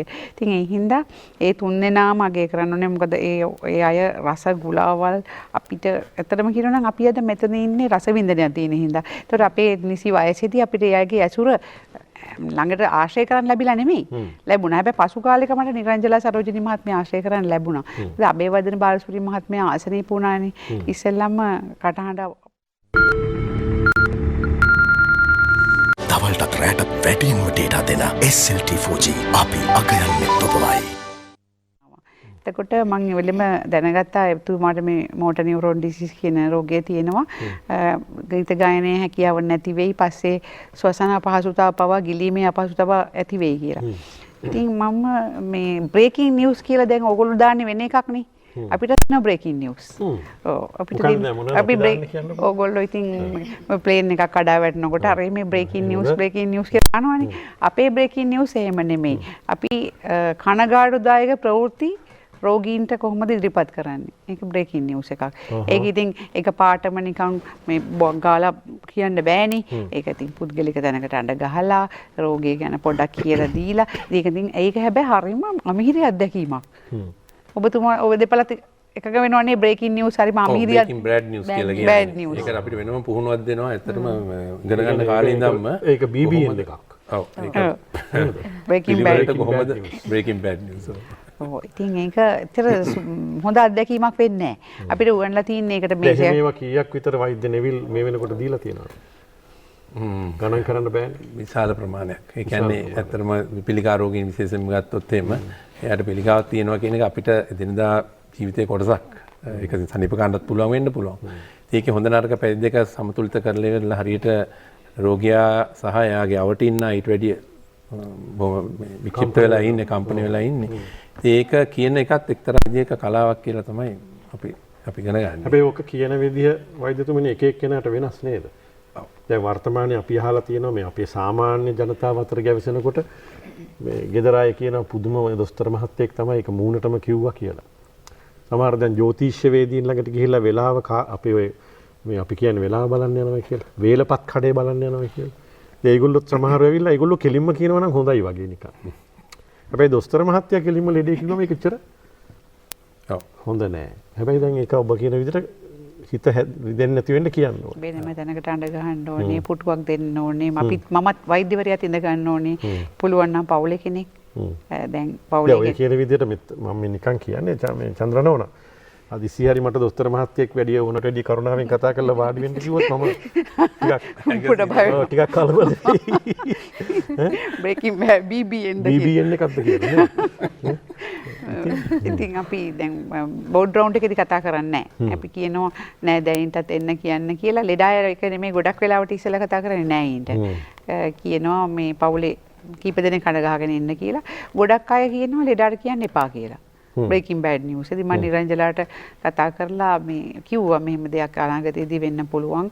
ඉතින් ඔයාට මම කියන්නේ ඔයාට ලොකු වගකීමක් තියෙනවා මෙයාව බලා ගන්න කොච්චර අමාරුද ඒ වගේ. ඒ හින්දා මම එයාගෙන් ඉස්සෙල්ලා මැහුවා මට කියන්න දෙයක් තියෙනවා අදම කියන්නද කියලා. අනේ කියන්න මැඩම් අදම කියන්න කියලා කිව්වා. ඉතින් එයා ගොඩක් කනගාටුවටපත් වුණා ඒ වෙලාවේ. අපිටත් ඉතින් අපි ගොඩාක්ම කැමති කෙනෙක් අබේවර්ධන බාලසූරිය කියන්නේ. ඉතින් අපිටත් හරිම දුකයි. ඉතින් පස්සේ කාලෙක නිරංජලා කිව්වා මං කිව්වා මම බ්‍රේකින් බෑඩ් නිවුස්. එයා කිව්වා නෑ මම මෙහෙම කියපු එක හොඳයි. එතකොට මම ඒක හැමතිස්සෙම එයාට කිසිම දුකක් දෙන්නේ නැති විදිහට බලාගත්තෙන් ඇත්තටම කියනවා නම් ඒ සති පූජාවක් නේ කරලා තියෙන්නේ. අගේ කටහඬ පරිත්‍යාග කරලානේ තියෙන්නේ. මං ඇහුවාමත් කිව්වා මේ එයා කටහඬ නැති වෙලා විඳපු දුක එයා දැක්කලු. සින්දු කියන්න බැරිව. ඉතින් එයාට ඊට හදාගෙන සින්දු කියන්න බැරි. දැන් මේ සින්දු මං නිතර ටෙලිෆෝන් එකෙන් කතා කරනවා අපි දෙන්න. මං කිව්වා මට ඇහෙන්න පොඩ්ඩක් ටෙලිෆෝන් එකෙන් කියන්නකෝ ඒ සින්දුව කියලා. බෑ ඔයා රෙකෝඩ් කරොත් මම ප්‍රතිපත්ති කඩන්න බෑ මේ කියලා මේ මම හිතුවා සින්දු කියන්නේම නැද්ද මම තනියෙන් ඉන්න වෙලාවට ගීත මුමුණනවලු තනියෙන් විතරයි කොහොම හරි මේ ඉතා මිහිරි ගීතයක් ඔබ තෝරාගත් එකටම ස්තුතියි නිරංජලා සරෝජනීය කියන්නේ අපේ රටේ පහළ වෙච්ච ගායනය සහ හඬ නිලියක් ගායිකාවක් නිවේදිකාවක් සහ ඇයට තියෙන මනා සිත් ගන්නාසුළු රූපකායත් එක්ක ඉතා ප්‍රසන්න චරිතයක්. ඒ වගේම මානව ගුණය කියන එක උප්පරිමයට තියෙන චරිතයක්. අපි මේ වෙලාවේ බොහොම ගෞරවයෙන් සිහිපත් කරනවා. අර කෘතවේදීභාවය කියන්නේ ඒක මම දැකලා තියෙන මම ආශ්‍රය කරලා තියෙන එකෙන් වැඩියෙන්ම තියෙන කාන්තාව. ඔය කියන හැම දිනාගෙම උපන්දිනේට තෑග්ගක් අරිනවා. අපිට පවා කතා කරනවා. ඒ කියන්නේ මේ එහෙම කෘතවේදී කාන්තාව මම දැකලා නැහැ. ඒක හරි.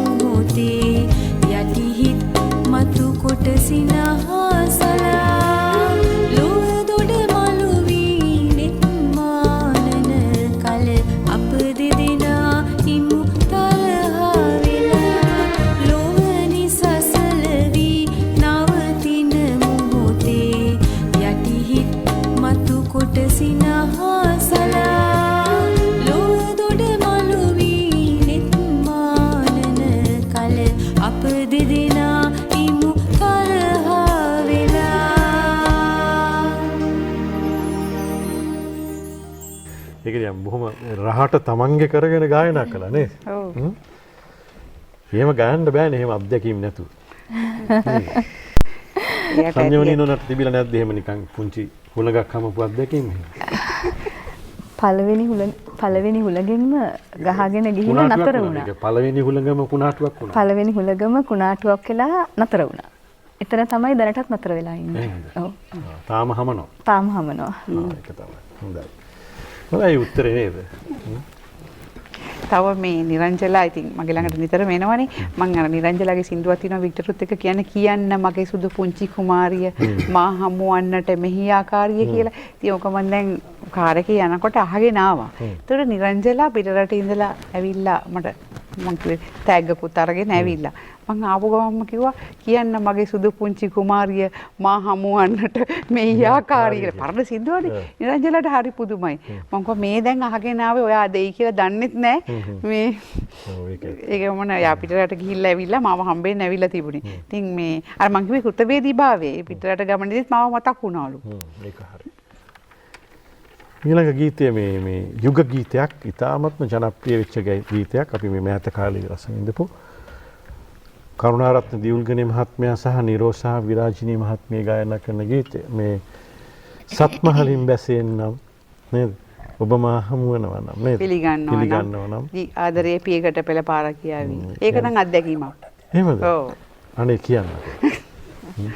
ඔව් දැන් අහන්න ඉස්සෙල්ලම කිව්වම හරිනේ. ඔව්. දැන් මට මගේ සැමියා මුණ ගැහෙන්නේ අපි මේ මගේ යාළුවගේ විවාහ උත්සවයකට දෙවෙනි මනමාලයා සහ මනමාලිය විදිහට වෙන්නේ හිටියේ. එහෙම හුඟක් වෙනව නේද? ඔව් එහෙම වෙනවා. ඔව්. දෙවෙනි මනමාලිය. ඔව් ඔව්. දෙවෙනි මනමාලිය ගියයි ටික කාලයකට පළවෙනිය බවට. දෙක එක වුණා. ඔව්. ඉතින් එතකොට මම මේ වෛද්‍යවරයෙක් විදිහට මේ පාස් අවුට් වෙලා හිටියේ. හැබැයි පත්වීම ලැබිලා තිබ්බේ නැහැ. ඉතින් එයා එතකොට අපි මට වයස 22යි. එයාට වයස 24යි. ඉතින් අපි මේ සම්බන්ධයට ගෙදරින් විරුද්ධ වුණා. මොකද එයා මම රැකියාවක් ලබන්න ඕන මෙන්නේ අයිගෙන ගන්නවා.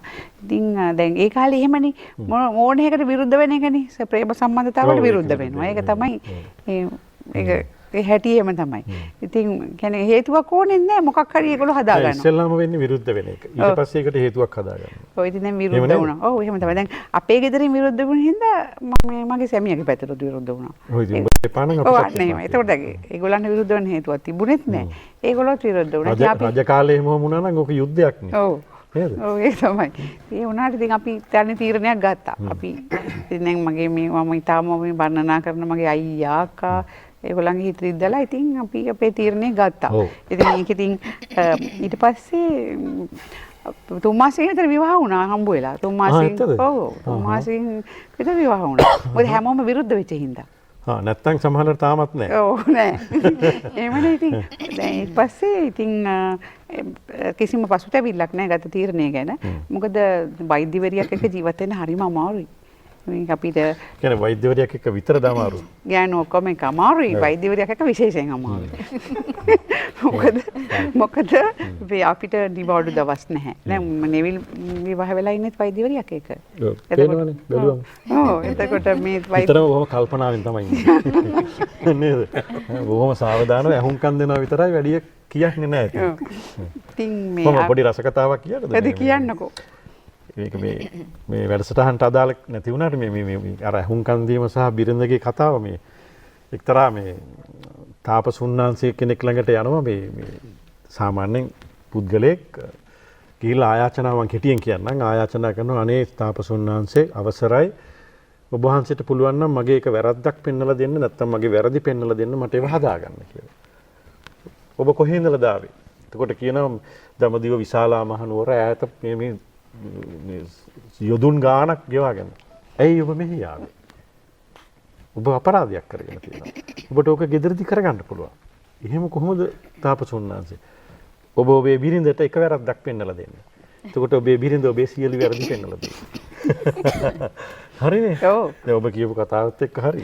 ඔව් අපේ අයියත් හොඳ විහිළු කතාවක් කියනවා. අපේ අයියා කියනවා අයියාගේ නෝනාට සුළු සුළු වැඩි 30 40ක් තිබ්බට මං කොච්චර හොඳ මිනිහෙක්ද කල්යාණි. ඒක හරි. ඒක. ඉතින් දැන් අර ගලපගමු ආපහු අපි දැන් මේ සත්මහලින් බැසෙන්න ඔව් දැන් එතකොට දැන් ඔක්කොම විරුද්ධ වුණා. ඉතින් ඒ වුණාට අපි තීරණයක් ගත්තා. ඉතින් ඊට පස්සේ අපිට පත්වීම් ලැබිලා කොළඹින් ඈතට යන්න ඕනේ. ඒකට වෛද්‍යවරුත් නැහැනේ. ඒ වුණ එතකොට අපේ මගේ සැමියාගේ ගමට ගියේ. ඒගොල්ලෝ අතර මේ වෙලාවේ අපිව පිළිගත්තා. ඊට පස්සේ ඉතින් මම ඒ රෝහලේ වෛද්‍යවරියක් වුණා. ඒගොල්ලෝ මගේ මහත්තයාගේ ගමේ. ඉතින් එතකොට මගේ අම්මයි තාත්තයි විදිහට දැන් මගේ එතකොට මගේ මව්පියන් නැහැ ඒ කාලේ වෙනකොට.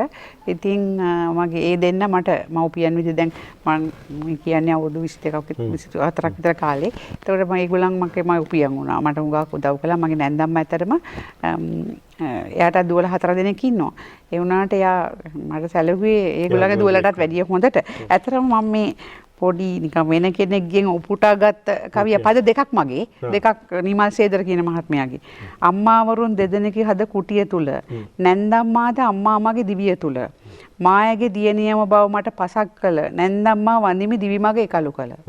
මොකද මගේ ජීවිතේ දැන් මම පෝස්ට් ග්‍රැජුවේට් කරනවා කියන්නේ දැන් මට ළමයි දෙන්නෙකුත් හිටියා නම් විශේෂඥ වෛද්‍ය පුහුණුව කියන්නේ අපි ඔක්කොම දන්නවා පුදුම අමාරු වැඩක්. ඉතින් මගේ දරුවෝ බලා ගන්න උදව් කරා. ඒ වගේම සමහර වෙලාවට ඉතින් මේ අපි සමහර වෙලාවට දවස් ගණන් දැන් උදේ ගිහිල්ලා රෑ ඇවිල්ලා ආයි රෑ කෝල් එකට ගිහිල්ලා ආයි පහවදා ගිහිල්ලා ගෙදර ඉන්නෙම නැති වෙලාවල් තියෙනවා. ඉතින් එතකොට ඉතින් මේ හැම වෙලාවෙම ඉතින් හැමදේම සැමියා ඉවසනවා කියලා කියන්න බෑනේ. සමහරවිට ළමයින්ට ලෙඩ වුණත් අපි ගෙදර නැහැනේ. ඉතින් ඒ වගේ වෙලාවට කේන්තිත් යනවනේ හැම වෙලාවකම නැන්දම්ම ගන්නේ මගේ පැත්ත. මගේ දුව එතකොට මේ දැන් අපේ හස්බන්ඩ් සමහරවිට කියනවා මේ මුදුව වැඩන්නේ මේක. මම මේ පිටමිනියා මෙයා තමයි දුව කියලා. ඉතින් හැම වෙලාවෙම මගේ පැත්ත ගත්තා. ඉතින් මට පුදුම ශක්තියක් වුණා. මගේ අම්මයි අප්පච්චි කියලා අපි කියන්නේ අම්මයි අප්පච්චි. ඒ වගේම ඉතින් මට ඒ විවාහයෙන් තම වාසනාවන්ත පුතුන් දෙදෙනෙකුත් ලැබුණා. දැනට මගේ මහත්මයා තවමත් මගේ සියලුම වැරදි ඉවසගෙන ඉන්නවා. එයා කියනවා මට එයා වෛද්‍යවරයෙක් නෙමෙයි. එයා කියනවා මම ඔයාගේ පානට තෙල් දාන්නම්. ඔයාගේ පානට දැල් වෙනකොට අපි දෙක ඔක්කොටම එළිය ලැබෙනවනේ. ඉතින් මම ඉතින් මේ කයිපාරෝට කියනවා නෙමෙයි. ඉතින් අපි කරන රාජකාරි වලින් අපි තවත් අයට එළිය දෙනවනේ. ඒ රටටම එළියක් දෙනවනේ. ඉතින් එයා හැමතිස්සෙම කියන්නේ මම ඔයාගේ පානට තෙල් දාන කෙනා. ඉතින් ඒක ඉතින් හරිම හොඳ සිතුවිල්ලක්. ලස්සන අදහසක්. ඔව් ඒක හැමතිස්සෙම කියනවා. අනිත් එක ඒ වගේම මම කියන්න ඕනේ සෞඛ්‍ය සංජීවනගේ මහත්මයාටත් උපහාරයක් වෙන්න එක මේ අපේ මේ මහතුරුන්ට ගෙදර ගොඩක් දේවල් හොයලා බලන්න වෙනවා. හෙදියන්ගේ සෞඛ්‍ය ක්ෂේත්‍රයේ වැඩිපුරම ඉන්නේ කාන්තාවෝනේ. ඒ හැම කාන්තාවගේ මහතුරුන්ට උයන්න තේ හදන්න ළමයි ලෑස්ති කරගන්න හුඟක් දේවල් පුළුවන්. අනිත් මහතුරුන්ට බැරි දේවල්. මොකද දැන් නයිට් ඩියුටි එහෙම යනවනේ. ඉතින් ඒක කරගන්න එපයි කොහොම හරි.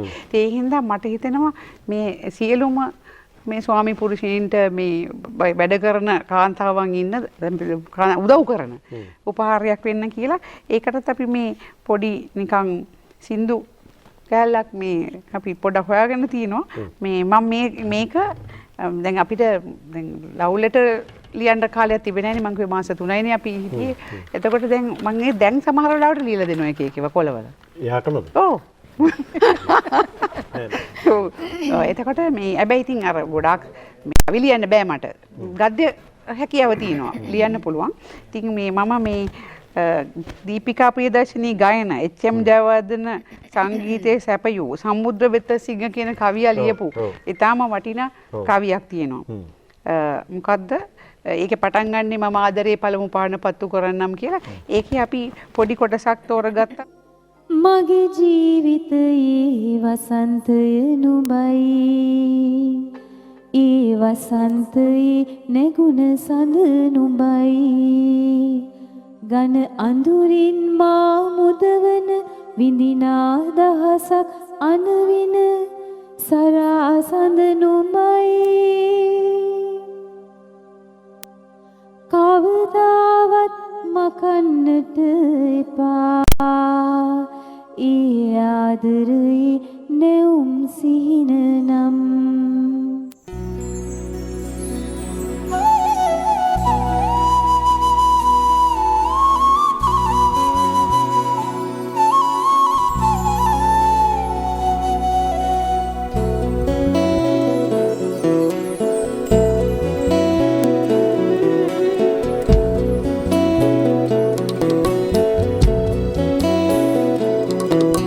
සත්මහල්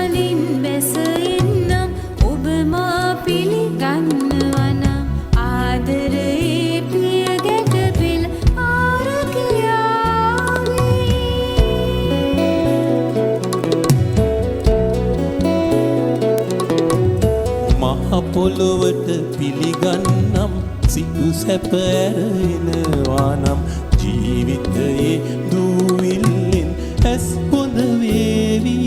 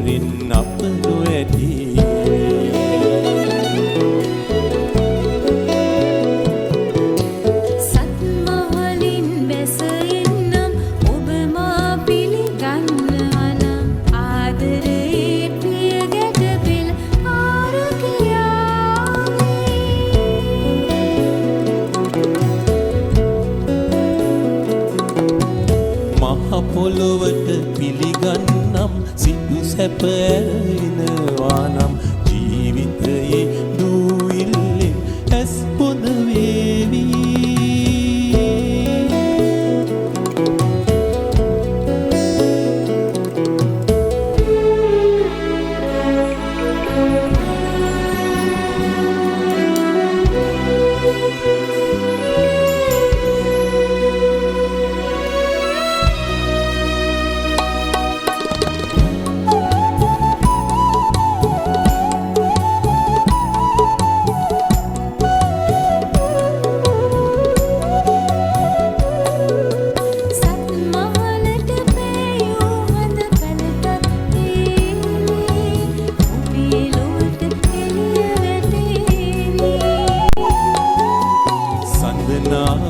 මගේ පැලට පෙළිය ගලාවී ඔබට පුරා සඳ පරදී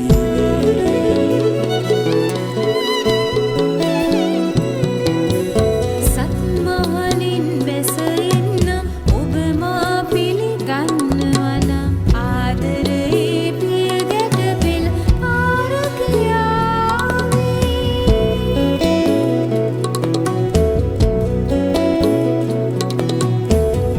පොළොවට පිළිගන්නම් සිටු සැප ඇරෙනවා නම් ජීවිතයේ දූවිල්ලෙන් ඇස් පොඳ වේවි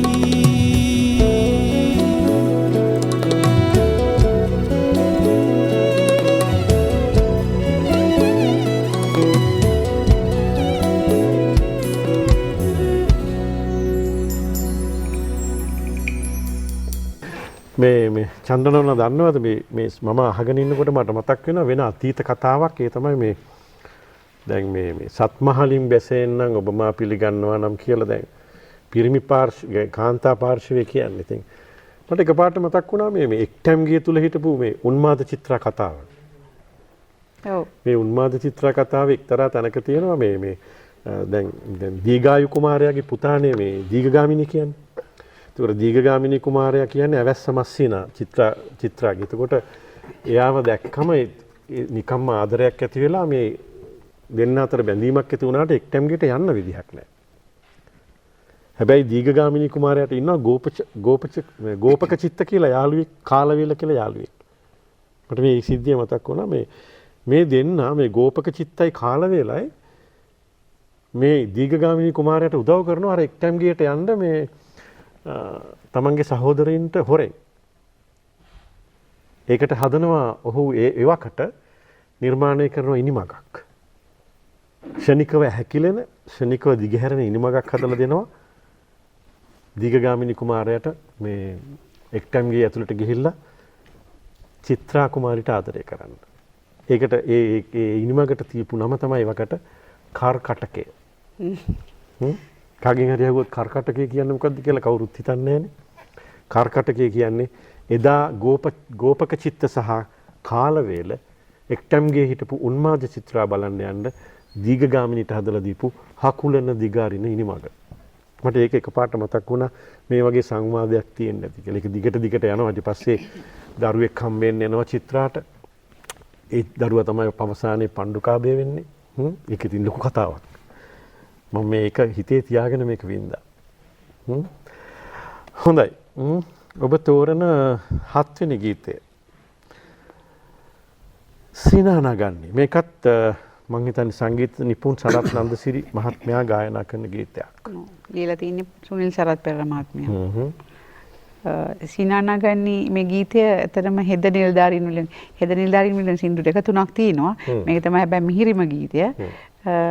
මේ ගීතය අපි කුඩා කාලේ අහලා තියෙනවා. අපි තුන්දෙනාටම හෙද නිලධාරීන් තාම වැදගත්. මොකද රෝහල කියන්නේ මේ ගොඩාක් ශ්‍රේණිවල කට්ටිය එකතු වෙලා වැඩ කරන තැනක්. ඉතින් මෙතන සමගිය තියාගන්නත් ඕනේ. වෛද්‍යවරුන් අනිත් අය සම්බන්ධීකරණය කරන්නත් ඕනේ. පැය 24ම වාට්ටුවේ නොකඩවා සේවය කරන එකම නිලධාරියා හෙද නිලධාරිය. එතකොට ඒ වගේම ඇය අපිත් එක්කත් සුවදව ඉන්න ඕනේ. ඊට පහළ ශ්‍රේණිවල ඒ වගේම වාට්ටුවෙන් පිට නොයෙකුත් දේවල් වලට රෝගීන් යවන්න ඕනේ. ඒ අයත් එක්ක සම්බන්ධීකරණය කරන්න ඕනේ. ඉතින් ලොකු වගකීමක් තියෙනවා මේ හෙදියකට. ඇත්තටම මේ ඒගොල්ලන් මම හිතන්නේ අපේ සෞඛ්‍ය ක්ෂේත්‍රයේ හෙදිය මත රඳා පවතිනවා කියලා ඇට්ලස් රෝදයා වගේ. මේ කියන්නේ මේ කොවිඩ් වෙලාවේදීත් ඇත්තටම වෙන රටවල වල හෙදියෝ බහගෙන ඉන්නේ නැති මාස් නැහැ, අපිට ඇඳුම් නැහැ. අපේ මිසීලා මේ ටේලර් ෂොප් වගේ දැම්මා. මාස් මහනවා, ඇඳුම් මහනවා, රෙදි මහනවා, ඒගොල්ලෝ කපනවා.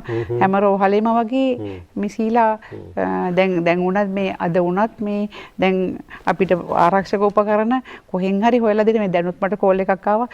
මේ අපිට ආරක්ෂිත මුවවැසුම් මදි. ඒ හින්දා මොකද කරන්නේ? කාට හරි ඉතින් මම සම්බන්ධීකරණය කරන්න ඕනේ කාගෙන් හරි. ඒගොල්ලෝ හැම එකම මේ ડોක්ටර්ට මේ ඇඳුම දෙන්න ඕනේ. මේ විදිහට හරියටම අපිව හැමෝම ආරක්ෂා කරනවා. රෝගීනුත් ආරක්ෂා කරගෙන දැන් අපි මොන හරි බඩුවක් ඒ ඔබට කොපමණ ප්‍රමාණයක් ඕනේද මුවවැසුම්? අපිට ඉතින් දවසකට 10ක් විතර ඕනේ. නෑ සාමාන්‍ය ප්‍රමාණයක් කියන්නකෝ ඔබට. 250ක් 300ක් අනේ ලොකු දෙයක් ලැබුණොත් දෙන්න දාදන්නේ. ආරාධනා කරන්න මේ සජීවීව. ආරාධනා කරන්න වැරදි දෙයක් නෙවෙයිනේ. N95 මුවවැසුම් ජාතික රෝහලට දැන් මම විතරක් ඉල්ලන එක වැරදීනේ. මේ තවත් අයට අවශ්‍ය වෙනවනේ. ඉතින් ඔබට 1000ක් වුණත් N95 මුවවැසුම් අරන් දෙන්න පුළුවන් නම් ජාතික රෝහලට ඔබ කරන ලොකු උදව්වක්. මේ කොටසක් ඉන්නවා මේ වැඩි රිස්ක් එක තියෙන එහෙම නැත්නම් වැඩි අනතුරට භාජනය වෙන අවදානම වැඩි අය. ඒ කියන්නේ මේ මූණට කිට්ටුව වැඩ කරන අය. මේ මේගොල්ලන්ගේ දෙපළයි ඊට සීනතික නිර්වින්දක වෛද්‍යවරු ඒ වගේ අය. දැන් අපි හුඟක් වෙලාට ඔපරේෂන් කරන හුඟක් ඈත ඉඳන් කියන්නේ අපි ටෙලස්කෝප් ආධාරයෙන් හුඟක් දුර ඉන්නේ. ඒ වගේ හුඟක් රිස්ක් එක තියෙන අයට මාස්ක් එක ඉතාම වැදගත්. දැන් ඒව ඔක්කොම සම්බන්ධීකරණය කරන්නේ මේ හෙදිය තමයි. ඉතින් ඒගොල්ලන් ඇත්තටම මම පත්විමලපල යනකොට ඒ කාලේ වෛද්‍යවරු හිටියේ නැහැනේ. මගේ විශේෂඥ වෛද්‍යතුමා සහ මගේ අනිත් සීමාවාසික සහෝදර වෛද්‍යතුමා. අපේ වාටුවේ SHO කෙනෙක්වත් හිටියේ නැහැ. සීනියර් ජ්‍යෙෂ්ඨ වෛද්‍ය නිලධාරී. ඉතින් දැන් මේ වාටුවට ගියාම පාස් අවුට් වෙලා ඉතින් රෝගියෙක් කොහොමද ආවම බාරගන්නේ? කොහොමද ටිකට් එක යන්නේ? ඒක ඩිඩු හිටපු ගමන් නැති වෙනවා. ගෙදර එවුන් පැනලා යනවා. එතකොට පොලිසියට ලියන්නේ කොහොමද? එතකොට ලෙඩේ තව වෛද්‍යවරයෙකුට යොමු කරන්නේ කොහොමද? ගොඩාක් දේවල් තියෙනවා වාටුවේ ගිය ගමන් ඉගෙන. දැන් නම් ඒ වගේ පුහුණු වීම තියෙනවා. අපේ කාලේ එහෙම තිබ්බේ නැහැ. අපේ ගුරුවරු ඔක්කොම මිසීලා තමයි. එතකොට අපිට වෙලාවක් නැහැ, කන්න වෙලාවක්, තේ එකක් බොන්න වෙලාවක්වත් නැහැනේ. එතකොට ළඟට තේ එකක් ගෙනත් දෙනවා. සමහරවිට ගෙදරින් බත් ටික ගෙනල්ලා ડોක්ටර් එන්න කන්න කියලා. ඉතින් අර ඒ වගේ විතර නෙමෙයි මට විශේෂඥ වෛද්‍යවරුෙක් ඉන්න උනන්දු කරන්නත් ඒගොල්ලෝ පාඩම් කරන්න එහෙම ડોක්ටර් ඔම ඉන්න එපා පාඩම් කරන්න අපි උදව් කරන්න එහෙම කියලා. ඒ කියන්නේ දැන් මට නම් ජීවිතේට මේ දෙපළටත් එහෙම වෙන්නේ නැති මම ගොඩාක්ම සමීපයි. මම ඉස්සෙල්ලාම ගිය රෝහලේ මලවෙනි පතේ වල හෙදියෝ හිටියේ නැහැ. ඉතින් පස්සේ අපි උත්සාහ කළා හෙදියෝ ගත්තා. ඉතින් මේ ඒගොල්ලන් නැති වුණාම නිකන් කතා කරන්න යාළුවෙක්වත් අපිට නැති ගාලා. මට මේ නිකන් මම දැක්ක පොඩි උදාහරණයක් අන්නාසි ගෙඩිය ගැන. මට හිතෙනවා මේ ඒකේ කියලා තිබ්බා ඔබ අන්නාසි ගෙඩියක් වගේ වෙන්න කියලා. ඔබ කිව්වේ කොහොමද? ඒ කියන්නේ ඕන කෙනෙකුට. ඕන කෙනෙකුට අන්නාසි මොකක්ද අන්නාසි ගෙඩිය විශේෂත්වය කෙලින් හිට ගන්නවා. ඔටුන්නක් පල්ල දිනවා. පිටතින් රළුයි ඇතුළ රසවත්.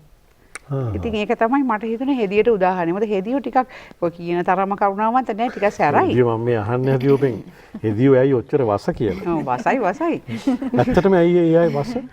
වසයි කියන්නේ වාට්ටු වල මිනිස්සු කුඩු ගන්නවා. සමහර වෙලාවට බාත් รู එකට ගිහිල්ලා. ඊය කොච්චර කිව්වත් පිරිසිදුව ඉන්නේ නැහැ. එතකොට එපා කියන දේම කරනවා. දැන් අද රැයට පීතම හෙට ඔපරේෂන් එක කියලා ෆාස්ටිං ඉන්න කියලා. දැන් රාය 10 ඉඳලා කන්න එපා කියනවා. උදේට බනිස් ගෙඩියක් කනවා. අය අදනේ කන්න එපා කිව්වා. නෑ අද කියනවා පැහැදිලිව කියනවා. හෙට උදේ කෑවම. මේ වෙලාවෙ ඉඳලා අපි කියනකම් වතුරවත් බොන්න එපා කියලා. එතකොට බොරුවට කියනවා නෑ මට කිව්වේ නෑ කියලා. ඉතින් ඒ වගේ එතකොට අපි නර්ස් නේ බයින්නේ. අපි අයියෝ මිස් කිව්වේ නැති. මෙහෙමනේ දැන් ලෙඩුන්ටත් බයිනවා සමහර ලෙඩු බලන්න යන්නටත් බයිනවනේ.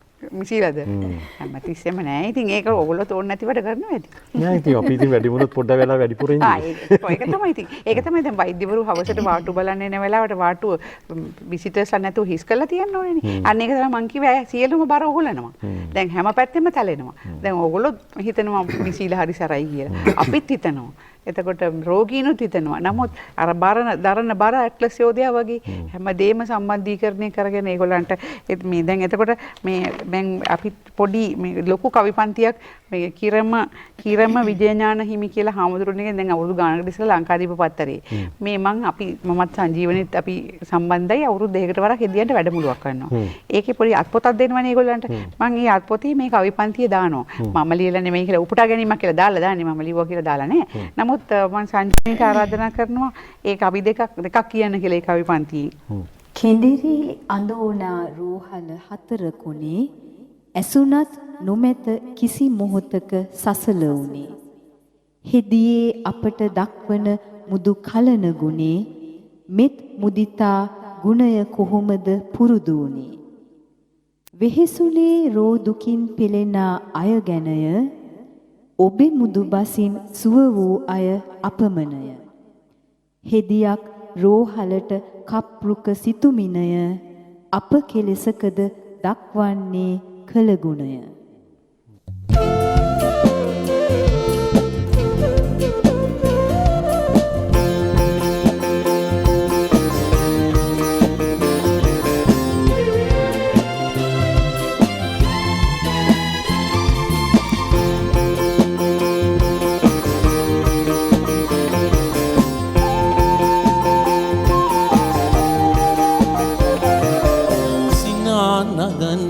ලැසි ගමනින් එන්නේ ඔමරි කරන්නේ ඇඳවට කැරකී යන්නේ විදුලිය වැන්නේ කෙඳිරිලි හඬට දුවන්නේ බෙහෙත් දෙවන්නේ ගිලනුන් සනහාලන්නේ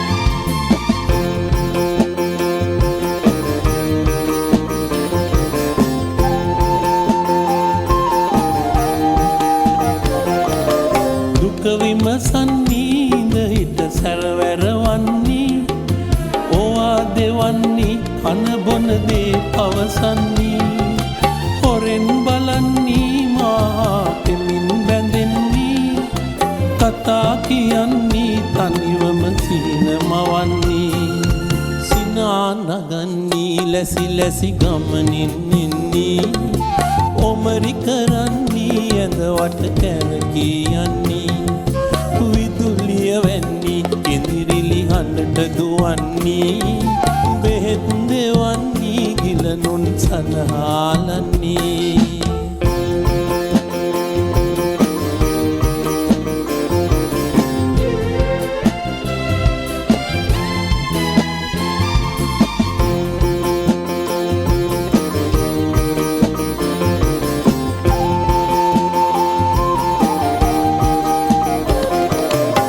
දෙන්දිලෙන්නේ මාමන පුබුදාලන්නේ රජිනිය වැන්නේ රෝහල වටා සරන්නේ පොතේ ලියන්නේ මගේ නම ගම විමසන්නේ කලමැන ගන්නේ මා හැර පිටු පායන්නේ සිනා නගන්නේ ලැසි ගමනින් එන්නේ ඔමරි කරන්නේ ඇඳවට කැරකී යන්නේ විදුලිය වැන්නි කෙඳිරිලි හඬට දුවන්නේ බෙහෙත් දෙවන්නේ ගිලනුන් සනහාලන්නේ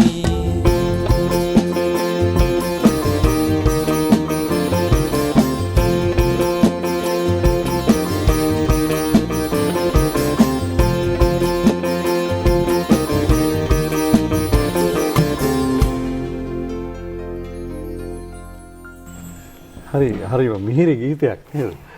ඔය ගීතේ දැන් ඇත්තටම මේ චන්දනෝන දැන් ඇහෙන්නේ නැහැ නෙව්වා. හැබැයි මට හීනෙන් වගේ මතකයි ඉස්සර ගුවන්විදුලිය ඇහෙනවා. ඒ නිසා ඔබ ඉතාම රහට ගායනා කළ ගීතය. ඒ කියන්නේ මේ මං හිතන්නේ ඔබට විශේෂ ප්‍රාගුණ්‍යයක් තියෙනවා මේ සංගීත නිපුන් සනත් නන්දසිරි මහත්මයාගේ සහ අයිවෝ ඩෙනිස් මහත්මයාගේ ගීත ගායන. හරි සන්තෝෂයි. තා හොඳින් ගායනා කළා. ඒ වගේම මම යෝජනා කරනවා මේ ගීතය මේ ඇසුරේ තව නිර්මාණය වෙච්ච ගීත තියෙනවා සමන්ද සිල්ව මහත්මයාත් කියනවානේ මේ නෝනා මගිනස් නෝනා කියලා. මේ ගීත ටිකක් ස්පිරිතාල පරිශ්‍රයේ වැඩිපුර ඇහෙන්න දාලා තියෙනවනම් අපේ මේ හෙදියන්ගේ කේන්තිය ටිකක් අඩු. ඒවන්ට ඒ සින්දුවේ තියෙනවානේ පෙමින් බැඳින්නේ කියලා. ඒක ඇල්ල හරි නෑනේ. ඒ නට ඒක නොබැඳී හිටියම හරි. නේ. ඔව්. පෙමින් කියලා කිව්වම මෙතන අර ආදරය නෙමෙයි. නිකන් හදවතේ උපදින ආදරය. අන්තිමට හැරිලා යනවනේ. අන්තිමට හොඳ වෙලා අරගෙන හැරිලා යනවා. ඒක ලෙඩුත් හොඳ වෙලා යනවා. ඒක නිසා ප්‍රශ්නයක් නෑ. හැබැයි ඔබේ ගීතයේ තෝරා ගැනීම හරි වටිනවා. මොකද වර්තමානයේ ඇහෙන්නෙම නැති තරමේ ගීතයක්. සිහිනය කිරේ සිහිනය කිරේ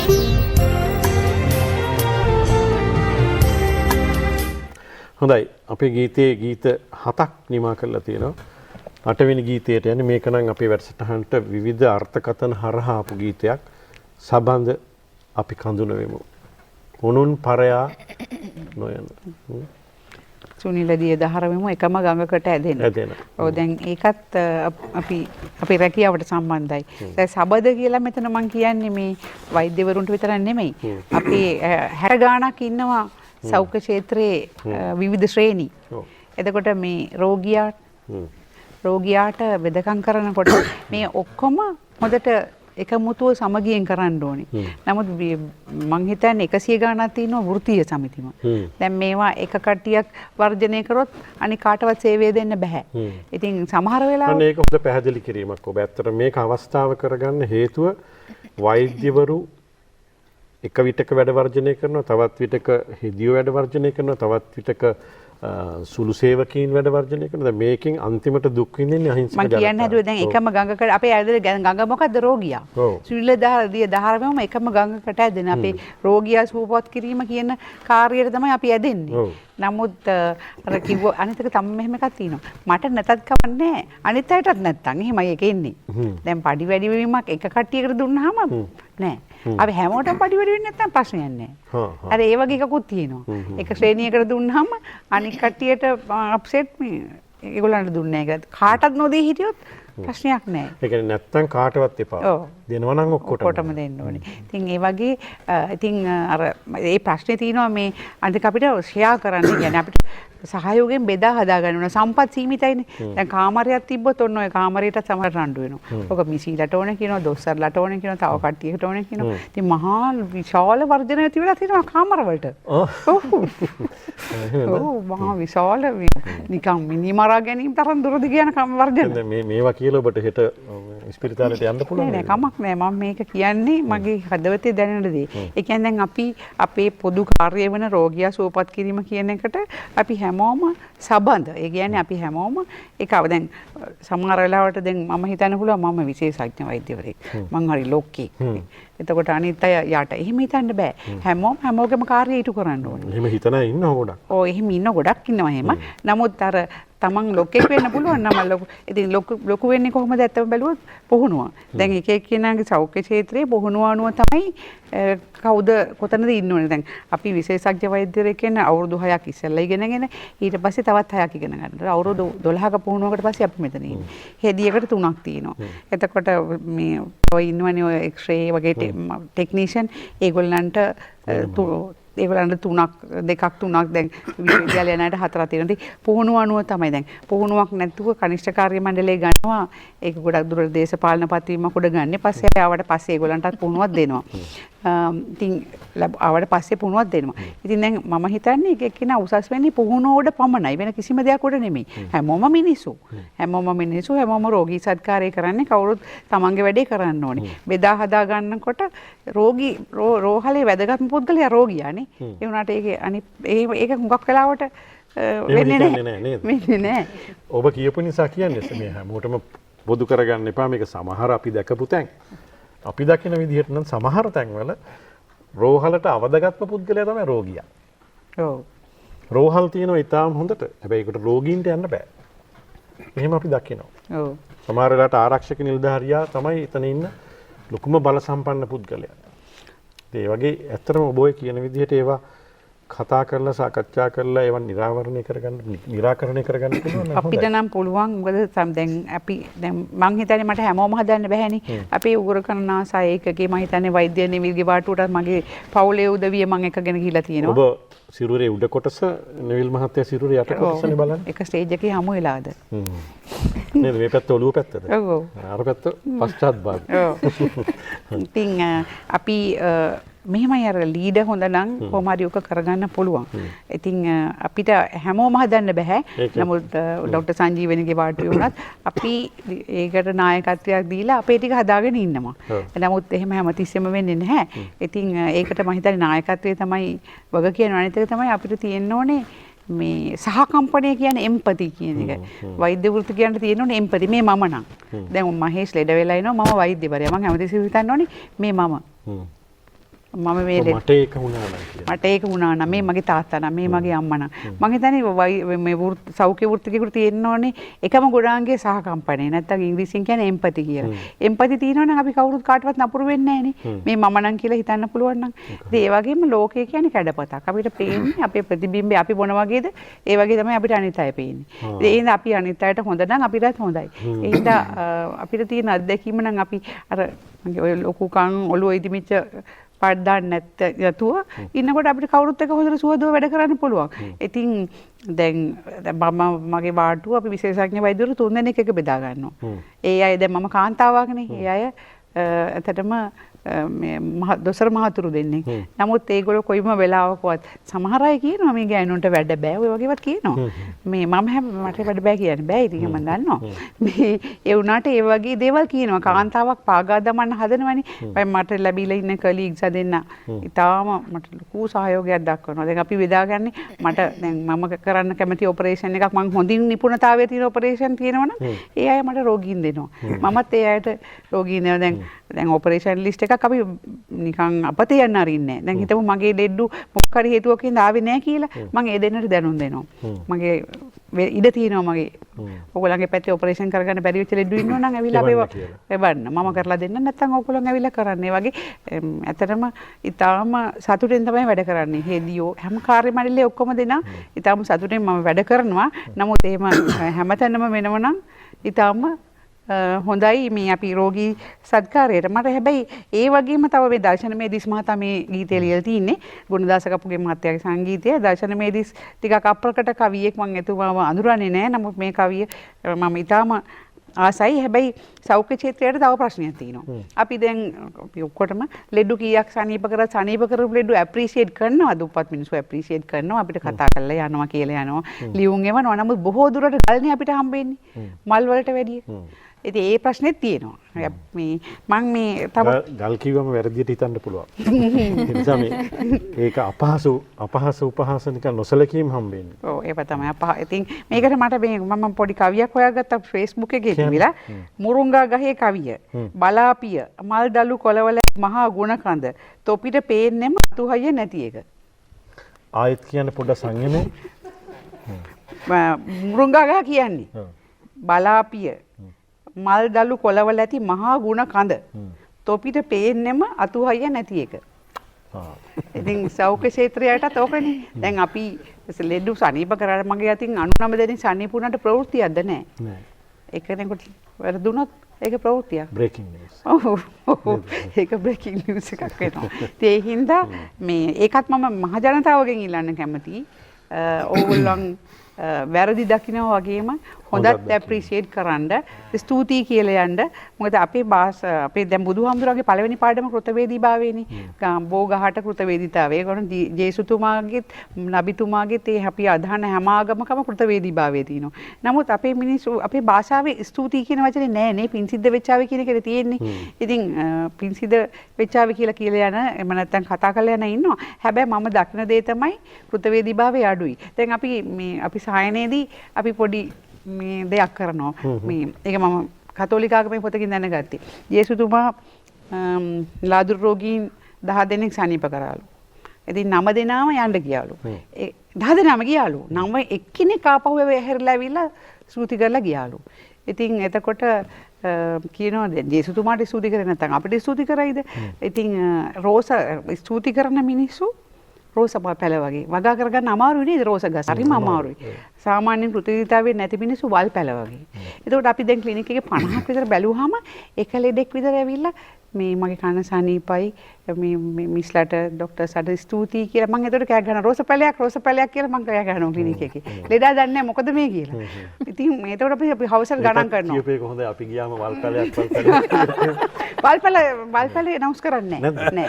රෝස පැල විතරයි. රෝස පැලේ අනවුන්ස් කරනවා. මුකුත්ම කිව්වේ නැත්නම් අපි හිතා ගන්න ඕනේද වල් පැලයක් කියලා. හැබැයි ඇත්තටම අද සාකච්ඡාවෙන් මේ ප්‍රේක්ෂක ඔබටත් මටත් ඉතා වැදගත් කරනවා රෝස පැලයක් වෙන්න උත්සාහ කරන්න. ඔව් මම හැමතිස්සෙම කියනවා මේ දැන් පොඩි ළමයින්ට නම් මම බලෙන්ම උගන්වනවා. දැන් පොඩි ළමයි එනවනේ දැන් කන ස්තුති කරන්නේ නැහැ. මම කියනවා ළමයි මේම දැන් ඕගොල්ලන්ට අපි හැමදේම කරලා දුන්නානේ කන සනීපයි කියලාත් මම කිව්වනේ. දැන් ඉතින් මොකද්ද මේ ડોක්ටර් ආන්ටිට කියන්න ඕනේ මොකද්ද? එතකොටත් මතක නැහැ. තැන්ක් යූ කියන්න ඕනේ නේද කිව්වහම ඊට පස්සේ තව දවසක් ළමෙක් නැග්ග ගමම පටස් කරලා තැන්ක් යූ කිව්වා. මොකද මෙන්න මේ ළමයා ආපු ගමන් නෑ ගිසුමනේ බැන්න මට. ඉතින් ආපු ගමන්ම නැග්ග ගමන්ම ඇඳට ස්තුතියි කිව්වා. ඔකට ක්‍රම දෙකක් තියෙනවා වෛද්‍යතුමනි. එකක් රෝස පැලයක් කියලා කියාගන්න විදිහට ස්තුතියි කියන එක. එහෙම නැත්නම් ඊට පස්සේ යනකොට හොඳට වැඩිච්ච රෝස පැලයක් අතේ තියාගෙන යන්න. ඒකත් ඉස්සෙල්ලාම රෝස පැලයක් කියලා කියන්නේ ඒකටනේ. එතකොට අපි හැමෝම අතර යනවා අපි හොඳට ස්තුති කරා කියලා. නෑ ඇත්ත කෘතවේදී මිනිස්සු ඉන්නවා අනන්තවත්. ඔබේ බලාපොරොත්තුව සහ අභිමතාර්ථය අපිට පැහැදිලි මේ ගීතය ඔබ ගෙනවිත් ඔබ කියන්නේ ඔබේ විෂයත් එක්ක බද්ධ කරගෙන විෂයානුබද්ධව කතා කරලා ඔබ කියන්නේ අපේ අවසාන ඉලක්කය කරා අපි හැමෝම එකා වගේ එකතු වෙලා යන් කියලා. ඒක මේක හැම ශ්‍රේෂ්ඨයටම එකතුයි. එතෙන්දි මම ඇත්තටම මතක් කරන්න ඕනේ මේ ඔබ ඒ පරිසරය හදපු නිසා මේ COVID-19 උවදුරේදී මේ පුංචි රට මුහුණ දුන්නු ආකාරය මේක දේශපාලන පැතිකඩකින් පාට කන්නඩියකින් බලන්න එපා. ඇත්තටම කියනවා නම් ගෝඨාභය රාජපක්ෂ ජනාධිපතිතුමාගේ නායකත්වය ඉතාම ප්‍රඥාවන්ත නායකත්වය. ඒක ඉතාම ප්‍රඥාවන්තයි කාලීනයි ඒක ක්‍රියාශීලී. ඒ වගේම ඔහුගේ මහා දැවැන්ත නායකත්වයේ ගුණය තමයි ඇහුම්කන් දීම. විෂය පිළිබඳව පරිණත පුද්ගලයන්ගේ අවවාද සහ අනුශාසනා උපදේශ මඟ පෙන්වීම මාර්ගෝපදේශකත්වයට ඇහුම්කන් දීලා ඒ හරහා නායකත්වයේ අනවිධාන නිකුත් කිරීම. ඒ තුලින්ම තමයි මම හිතනවා අපි මේ රටේ COVID-19 මෙතරම් ඉක්මනින් පාලනය කරගත්තේ. ඒකට ඒ හා සමානවම උපකාර කළා අර අපි මුලින් කතා කරපු වෘත්තිකයන් එයත් අපි ඊටාම ගෞරවයෙන් සඳහන් කරන්න ඕනේ. ඒ නිසා මේ ගීතය ඕනෑම විෂයකට එකතු කරගන්න අපි ඔක්කොම අරමුණක් කරා යනකොට උස් පහත් මිටි බෙහෙද නැතුව ඔක්කොම එකා වගේ යමු කියලා තමයි චන්ද්‍රනෝන කියන්නේ. එහෙමනම් අපි යන් ගීතයට.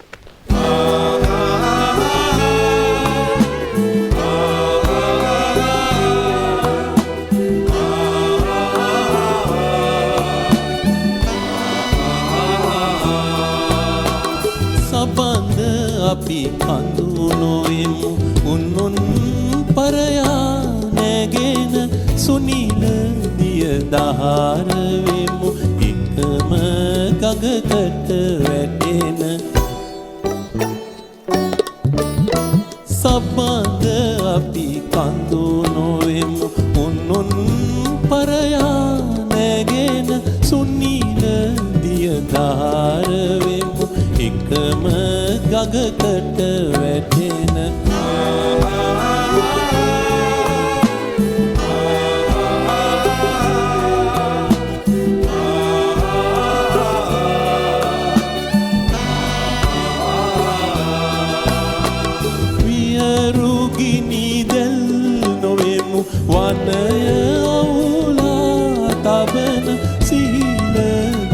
වැසුසවෙමු නැවෙන කැලයට වසින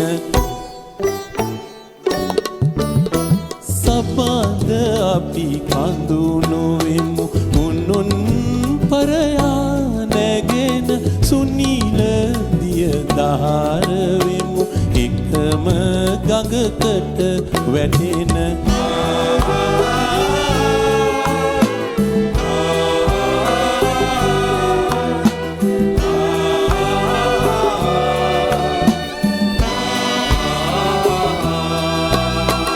නපුරු හීනය නොවෙමු ළමුන් නිදිසුව පිළින සොඳුරු අඳහැරවෙමු දන්නන් නින්දෙන් නොදන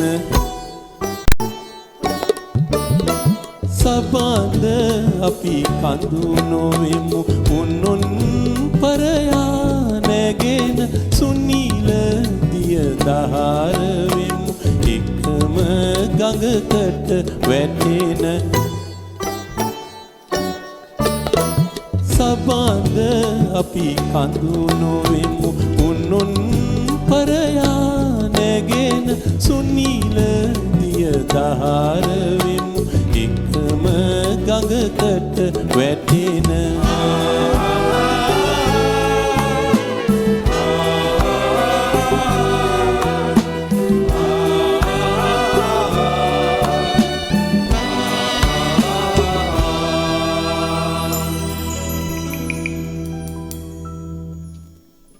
හොඳයි ඉතාම වටින කාලෝචිත ගීතයක් සදාකාලික ගීතයක් සර්වකාලීන ගීතයක් ඒ වගේ මේ ගීතය ඉතා හොඳින් ගායනා කළා වෛද්‍ය නිවිල් පෙරේරා වෛද්‍යතුමනි ඔබ මේ දැන් වැඩසටහනේ අවසාන විනාඩි කිහිපය අපි ගත කරන්නේ මේ එහෙම මේ මට ඔබ දිහා බලපුවම සහ ඒ අතීතයේදී මට මතක් වෙන දැන් මේ ප්‍රවීණ ගායන ශිල්පියෙක්නේ අපේ සිසිර සේනාරත්න මහත්මයා ඔහු හැබැයි වෘත්තියෙන් රේගු නිලධාරියෙක් ඔබේ ස්වරූපයට කිට්ටුවෙන් ඉන්න ඒ වගේම මේ ඒ හැකියාවත් දැන් ඔබෙත් හඬේ සමහර වෙලාවට අපිට එහෙම ඇහෙනවා.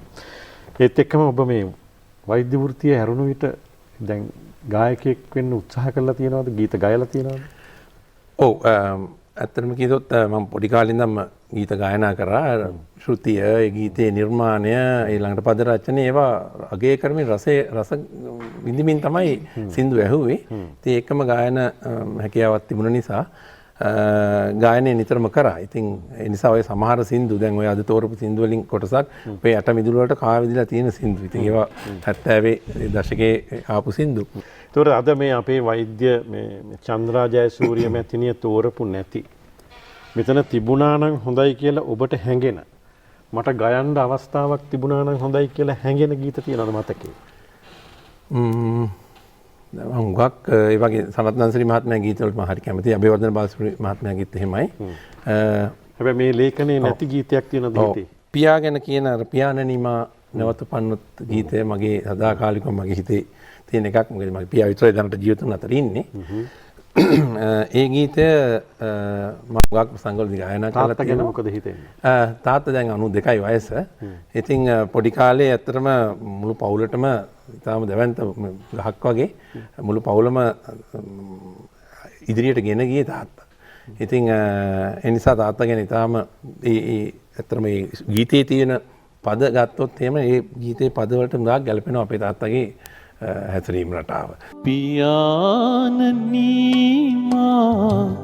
නැවත උපන්නොත් අපාර වූ මේ සංසාරේ ඔබේම පුතු වේවා ඔබේම පුතු වේවා ශිල්ප සතරදී පුදසුන ඉඳුවා ඔබට අහිමිලොව මා රජ කරවා ශිල්ප සතරදී පුදසුන ඉඳුවා ඔබට අහිමිලොව මා රජ කරවා ඈත ඉඳන් ඔබ බලා හිඳින්නේ නෑ ඔබ වන් පියවරු හමුවන්නේ. හොඳයි. බොහොම ස්තුතියි. තාත්තා ළඟට ගිහිල්ලා තාත්තගේ මුණ දිහා බලාගෙන එහෙම කියලා නැද්ද? ඒක නොකිය කියපු අරවල් ගොඩක් තියෙනවා. ඔව්. දවසක එහෙම කියන්නේ. අනිවාර්යයෙන්. හොඳයි අපේ ඊළඟ ගීතය ඔබ තෝරගෙන තියෙන්නේ සංගීත නිපුන් සනත් නන්දසිරි මහත්මයා ගායනා කරනම ගීතයක්. මේ දිනෙන් දින ඔබ මා වෙතින් දුරස් වන විට මගේ මනසට තවත් ලං වෙනු පමණි. මොකක්ද මේ කියන්නේ? කාටද කියන්නේ? ඒකත් අත්දැකීමක් නෙමෙයි. ඒ වුණාට මෙහෙම ප්‍රශ්නයක් තියෙනවා. අපේ අත්දැකීම් නොවුනට විරහ ගීත විතර රස ගීත මුකුත් කොහෙවත් නැහැ නේද? ඉතින් ඒ හින්දා දැන් අපි විරහ ගීතයක් නොතේරුවොත් හරි අඩුවක් ඒක. අනිත් එක ඉතින් මම දන්නේ මිනිස්සු ශෝක රසයට වැඩිය කැමතිද කියලා. ගොඩක් අය මේ ටිකක් විරහ ගීත වල ප්‍රලම්බ සුංගාරයට කැමතිනේ. ඔව් හරිම කැමතියි. ඉතින් අනිත් එක ඉතින් අපිට දැන් කියන්න දැන් අපිට මේ එක විරහ ගීතයයිනේ අපි තේරුවේ. නමුත් ඇත්තටම විලාප නොවන විරහ ගීත මොනතරම් තියෙනවද දැන් කාලේ තියෙන්නේ. ඇත්තට මේ ගීතේ තෝරන්න කියලා ගොඩක්ම මේ මගේ සහෘදයා ඩොක්ටර් නෙවිල් පෙරේරා මහත්මයා මාව උනන්දු කරා. මොකද කිව්වා මේ බලන්න මේ අද කාලේ තියෙන මේ සින්දු විලාප මේ මර කෑ ගහනවනේ ඔයා මාව දාලා ගියා කියලා. ඉතින් ඒ වෙනුවට මේ නිකන් බොහොම දැන් මේ සින්දුව ඇත්තටම නැවත බලාපොරොත්තුකුත් දෙනවනේ. නැවත එනු මැන කියලා. ඉතින් ඒක නිසා ඉතින් ඒක අර වගේ නිකන් බලාපොරොත්තු කඩ වෙන විරහ ගීතයකුත් නෙමෙයි. ඉතින් මම දැන් මහේෂ්ට ආරාධනා කරනවා මේ විරහ ගීත පොඩක් ගායනා කරලා අපිව රසවත් කරන්න කියලා. පිලේ පැතුර හේනට අරගෙන යනවා එලා පැතුර මැස්සේ එහි සැතපෙනවා රටාවියපු ඇස් දෙක මට සිහිවෙනවා හිතේ දුකට එතකොට කවි කියවෙනවා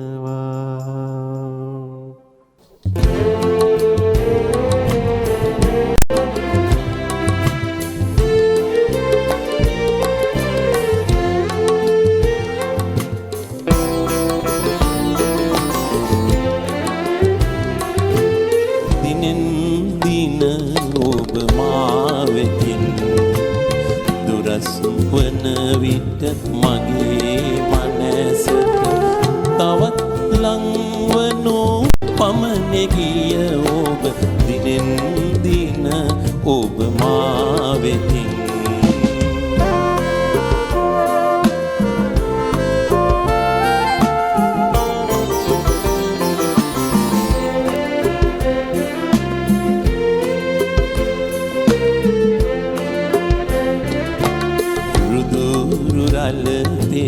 හඩක් නොනැගේ මිහිරි වී ඇත මගේ දෙසවන රැයි තරුමල් කිනිති නොපෙනේ අන්ධ වී ඇත මගේ දෙනායන දිනෙන් දින ඔබ මා වෙතින්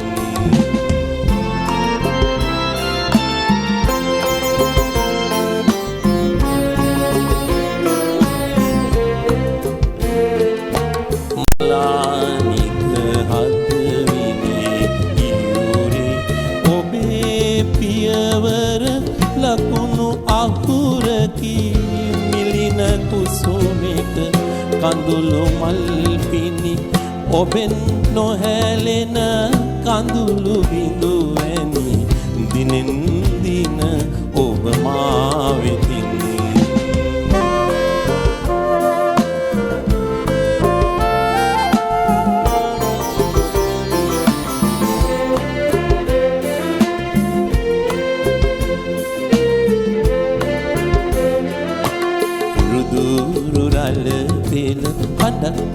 නොනැගේ මිහිරි වී ඇත මගේ දෙසවන රැයි තරුමල් කිනිති නොපෙනේ අන්ධ වී ඇත මගේ දෙනායන දිනෙන් දින ඔබ මා වෙතින්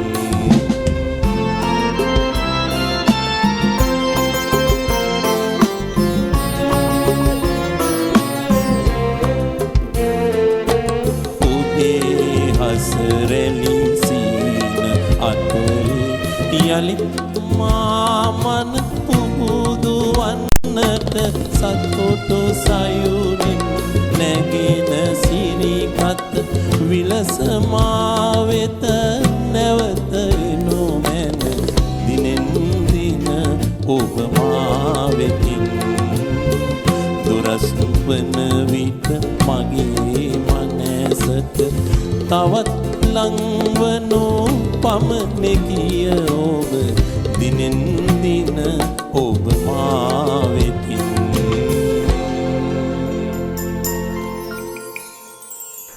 හොඳයි, අද අපේ වැඩසටහනේ අවසාන ගීතයේ වශයෙන් ඔබ තෝරන්නේ අවසන් හුස්ම පොද. මේක ගායනා කරන්න අබේවර්ධන බාලසූරිය මහත්මයා. ඊට කලින් අපේ ආකෘතිය අනුව මම වැඩසටහන නිමා කරලා ඔබට බාර දෙනවා. අද අපේ ආදරණීය ප්‍රේක්ෂකයන්ට මම මුලින් මතක් කළා වගේ අපේ පරමාර්ථය උනේ මේ COVID-19 එහෙම නැත්නම් කොරෝනා අවුදුරෙන් පස්සේ ඔබයි මමයි අපි හැමෝම සජීවීව එකට එකතු වෙලා වැඩසටහනක් පටිගත කරන පළවෙනි අවස්ථාව. ඒකෙදි අපේ මතක් කරන විශේෂයෙන් සභාපතිතුමා, අධ්‍යක්ෂ ජෙනරාල්තුමා, ප්‍රමුඛ පාලන අධිකාරිය ඉල්ලීමක් කළා, මතක් කිරීමක් කළා.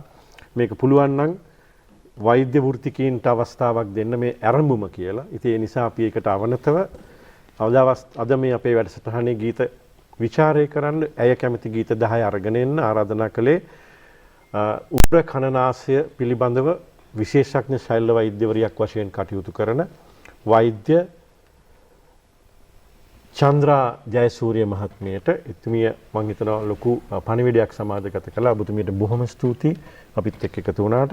ඒ වගේම ඒ ආකාරයෙන්ම උගුර කනනාසය පිළිබඳව විශේෂඥ ශෛල්‍ය වෛද්‍යවරියක් වශයෙන් කටයුතු කරන අපේ සංජීවනී රූපසිංහ මහත්මිය, ඔබතුමියටත් බොහොම ස්තුතියි අපිත් එක්ක එකතු වුණාට. ඒ වගේම අපේ විශේෂඥ වෛද්‍ය නෙවිල් පෙරේරා මැතිතුමා, ඔබටත් බොහොම ස්තුතියි අපිත් එක්ක එකතු වුණාට. ඒ නිසා දයාබර ප්‍රේක්ෂක ඔබ සියලු දෙනාටම ස්තුතියි අපිත් එක්ක රැඳී හිටියට. ඒ වගේම අද අපේ සංගීත අධ්‍යක්ෂකවරයා වශයෙන් කටයුතු කරන්නේ සුමිත් ප්‍රියංකර.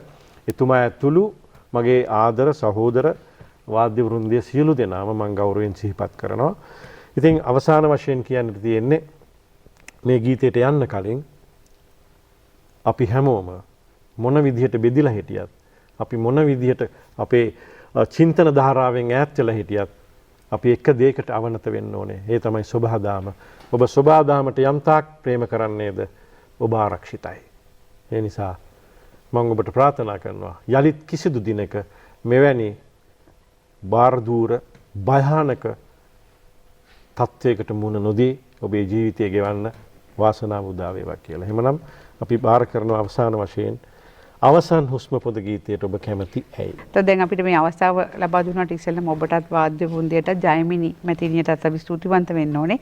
මේ අපි තමක මේක සම්බන්ධීකරණය කරා අපේ ඇත්තටම අපේ සහෝදරයා නිහාල් ජයතිලක මහත්මයා අපි දෙන්නගෙම අපි දැන් එකට වෛද්‍ය විද්‍යාලයක බැච් එකේ හිටියේ. අපේ සභාපතිතුමා අපි මොකක් ළඟ මිතුරෝ අපි මේ ඒ වගේම දැන් අපිට මේ ගීත පුරුදු කරන්න මේ දෙබලට අපිට එඩ්වඩ් චරිත අයියෝල සහ සිසිර ඒකනායක කියලා මහත්මයෙක් අපිට උදව් කරා. ඒ වගේම මේ මට ගීත විචාරයට සහ මේ සම්බන්ධීකරණ කටයුතු වලට නිරංජලා සරෝජිනී මහත්මිය, ගුවන් විදුලි සම්පත් සල්පිටි කොරාල් මහත්මයයි, මහාචාර්ය වික්‍රමරත්න මහත්මන්ගේ ඔලිවල් විශ්වවිද්‍යාලයේ ධම්මික බණ්ඩාර මහතා ඒ අය උදව් කරා. ඉතින් ඒ වැඩසටහන මේක සිහිනේ සැබෑ කරගන්න උදව් කරේ මට කවුරු හරි අමතක වුණා නම් සමා වෙන්න කියනවා යම් කෙනෙක් මගේ හැරුණා නම්. ඉතින් අර ඔබතුමා කිව්වනේ දැන් මේ වෛරස් ගැන ඒකත් මට පොඩ්ඩක් කියන්න ඕනේ. අපි මේ ලෝකේ ඉන්න හැම දෙනාම දෙකකට යටයි. මොනවද? වෛරස් සහ කාලගුණය. ඔබ කිව්වනේ දැන් කාලගුණය ගැන ඒ වගේම තමයි වෛරස් එකකින් කාටවත් බේරෙන්න බෑ. ওই තරම් බලවත් උනත් මුදල් තිබ්බත් ඒක පසක් කළා දුන්නා මේ වෙලාවේ. කිසිම මේ විදියකින් මේ යටත් වෙන්න වෙනවා ඒ දෙකටම. එතකොට දැන් අපි අවසන් හුස්ම පොද ගීතයට ගියොත් දැන් මේක ඇත්තටම ගොවියෙකුගේ උදානය කියලා තමයි තියෙන්නේ. දැන් ඒකේ වචනක් තියෙන්නේ මේ විදිහටනේ.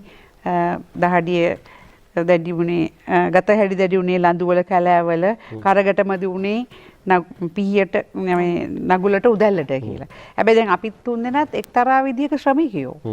ඉතින් අපි දහඩිය තමයි හෙලන්නේ. ඇත්තටම ශල්‍යගාරවල තමයි අපි දාඩිය හෙලන්නේ. අපි තුන්දෙනාම. ඉතින් එයා කන්ඩිෂන් එක තියෙන හින්දා පොඩ්ඩක් දාඩියෙන් බේරිලා ඉන්නවා. නමුත් නැත්තම් එයා කන්ඩිෂන් එක නැති වුණොත් බොහොම දාඩිය වැක්කෙන්න වැඩක් කරන්නේ. මොකද අපි ඇත්තටම ඔබ දෙපළම අත් දෙක පෙන්නවා මේ උපකරණ භාවිතා කරලම මේ අත්වල කරකට කරගට ඇවිල්ලා තියෙනවා අපේ අත්වල. මොකද අපි නිතරම ඒවා භාවිතා කරන්නේ ඉඳ ඉතින් කොහොම කරගට කියන්නේ භාවිතා වෙන තැන්වල එන හැම රළු වීම. ඔය ඉතින් මම මේ ගීතයේ හින්දා පොඩ්ඩක් වෙනස් කරා ගත හැඩි දැඩි උනේ ශල්‍යාගාරවල කියලා. ලඳුවල කැලෑවල නෙමෙයි.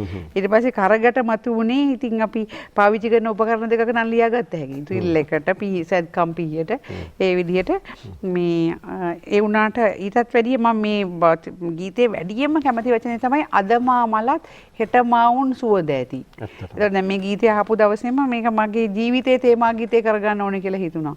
අපි තුන්දෙනාම මේ අර ඉංග්‍රීසියෙන් කියන්නේ පෝල් බෙයාරස්ලා කියලා පොඩි අරන් යනයි. අපි එක්තරා කාල සීමාවක ඉපදුනේ රටේ වෛද්‍ය ක්ෂේත්‍රයේ පොඩ වෙනස් වෙන. එතකොට දැන් ඉස්සෙල්ලා කපලා කරපු සත්කම් දැන් එන්ඩස්කෝප් එකකින් කියන්නේ අර දැන්මනේ ලැපරොස්කෝපි කියන්නේ අපි ටෙලිවිෂන් එකේ මොනිටර් එකක් දිහා බලාගෙන කරනවා. ලෙඩාට ඊටාම සුළු තුවාල සහිතව. ඉතින් දැන් ඒ පීරියඩ් එකේ කියන්නේ වෙනස්කම සිදුවන කාලව කාණුවේ තමයි අපි ජීවත් වෙන්නේ. ඉතින් එතකොට ඒවට ගොඩාක් උපකරණ ඕනේ. ඉතින් මේ අපේ වාටු වලට ගොඩාක් දේවල් සපය ගන්න ඕනේ. ඉතින් දැන් මේ අපි ඉගෙන ගත්තේ නිදහස් අධ්‍යාපනයෙන්. CWW කණ්ඩායමතුමාට මම බුදුබව ප්‍රාර්ථනා කරන්න කැමතියි. කරපු දෙයට අපිට නිදහස් අධ්‍යාපනයේ දීලා අපි තුන්දෙනාම අපි මොන්ටිසෝරි කියන්නේ එක වසරේ ඉඳලා මේ විශේෂඥ වෛද්‍යවරයෙක් වීම දක්වා 7-5ක්වත් වියදම් කළා නැහැ අධ්‍යාපනයේට. වක්‍රාකාරව රටේ ජනතාව බදු ගෙවලා අපි අධ්‍යාපනය ලබා දුන්නේ. ඉතින් අපි ණය නැහැ රටට. අපි තුන්දෙනාම ණය නැහැ. මොකද අපි ඒ තරම් දෙයක් රටට කරලා තිනවා. මේ මොකද දැන් මයිදේ නිවිල් පෙර මහත්මයා අලුත් පාටුවක් හදාගෙන යනවා. මේ දැනට ඒකේ තට්ටු කීයක්ද? තට්ටු 3යි මේ ඇඳන් 150ක් සහ ඩයලයිස් කරන තමයි ඇඳන් 50කුයි. දැඩි සත්කාරයකක ඇඳන් 12කුයි. ඒක විශාල එකක් අපි අරින්න ඕන මෙන්න කියලා තියා හිටියේ. මේ ප්‍රශ්නේ නිසා අපිට දැන් කල් දාන්න උනා. එතකොට මෙතිමිය තමයි ජයවර්ධන රෝහලේ කොවිඩ් රජින. කොවිඩ් මේ ඔක්කොම කොවිඩ් සම්බන්ධීකරණය කරන්නේ බඩු බෙදලා දෙන්නේ ස්ටෝස් බලාගෙන ඉන්නේ. ඒ කියන්නේ ඔක්කොම සම්බන්ධීකරණය කරන්නේ. එතකොට දැන් මම වුණත් උගුරු කන්නාසේ ක්ෂේත්‍රයේ සෑහෙන වෙනසක් කරා. අපේ සංගමයක් තියෙනවනේ ශල්‍ය වෛද්‍ය ඒකේ සභාපති වෙලා හිටියා මම ටිකක් කල්. ඊට පස්සේ මම ගොඩාක් වෛද්‍යවරු පිරිසක් පුහුණු කරලා තියෙනවා. ඉතින් නිතරම අපි පිටරට වැඩමුළු වලට සහභාගී වෙනවා.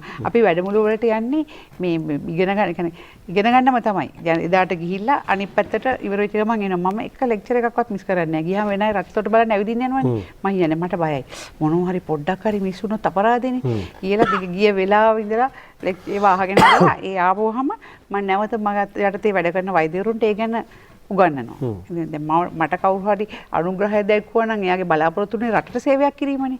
ඉතින් මම පෙරලා ඒක තව කෙනෙකුට කියලා දෙනවා. ඉතින් මොකද අපි වෛද්‍ය ක්ෂේත්‍රයේ කියන්නේ වහා වෙනස් වෙන සුළු ක්ෂේත්‍රයක්. ඒකට නිතරම පුහුණුවක් අවශ්‍යයි. ඉතින් මේ දේවල් අපි කරගෙන යනවා. ඉතින් රටට ණය නැහැ කියලාත් අපි තාමත් වැඩ නවත්තලා නැහැ. ඉතින් අපි තවමත් සේවය කරමින් යනවා. ඉතින් අපිට මේ මං කියවනේ කෘතවේදීභාවය කියලා. ඉතින් කෘතවේදී වෙන්න ඕනේ මුදුන්මල් කඩ වගේ ඉන්නේ කන්නංගර මහත්මයා තමයි. ඉතින් ඒ මහත්මයාව මේකපත් කරනවා මේ වෙලාවේ. යාට ගොඩක් විරුද්ධතා ඇති වුණාලු නිදහස් අධ්‍යාපනයේ කියන්නේ යනකොට. පොල් ගහක ගෙඩියක්වත් කඩා ගන්න මිනිහෙක් නැති වෙයි කියලා. ඒතකොට එතුමා කිව්වලු නෑ මැෂින් එකකින් පොල් කඩන්න කොල්ලෝ එතකොට ඒක හොයාගන්නී කියලා. ගස්වල ගෙඩි කඩන්න කොල්ලෝ ඉන්න ඕනේ නෑ ඉගෙන ගන්න නැතුව කියලා. ඉතින් එතුමාට මේ කෘතවේදීතාවය පළ කරන්න මම මේ ළඟදී පොඩි උත්සවයකුත් තිබ්බා රෝහලේ. මම ලියපු පොතක් එළි දැක්ුවා.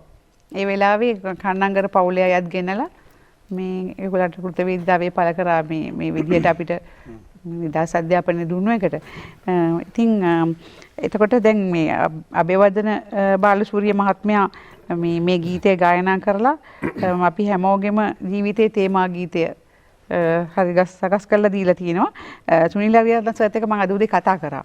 එතුමා කිව්වා මේ කාටවත් අතපහන් නැතුව අභිමාණයෙන් ජීවත් වෙන ඕනෑම මිනිසෙක්ගේ තේමා ගීතය තමයි මේක ජීවිතය කියලා. 1977 සරල ගීත වැඩසටහනකට කිව්වා මේක ලිව්වේ. ඉතින් මම හිතනවා වැඩසටහන නිම කරන්න හොඳම ගීතය මේක කියලා.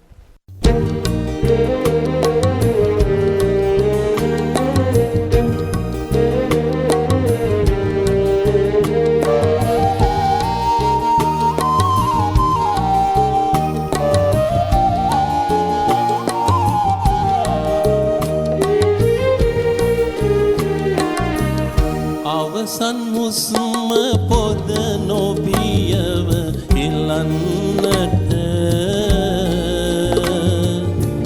සියුරියනේ හිත සතුටින් නිදන්නට මිනිසකු විලස ඉපදුණු පල දකින්නට පුළුවනි මරණ මංචකයේ වුවද මට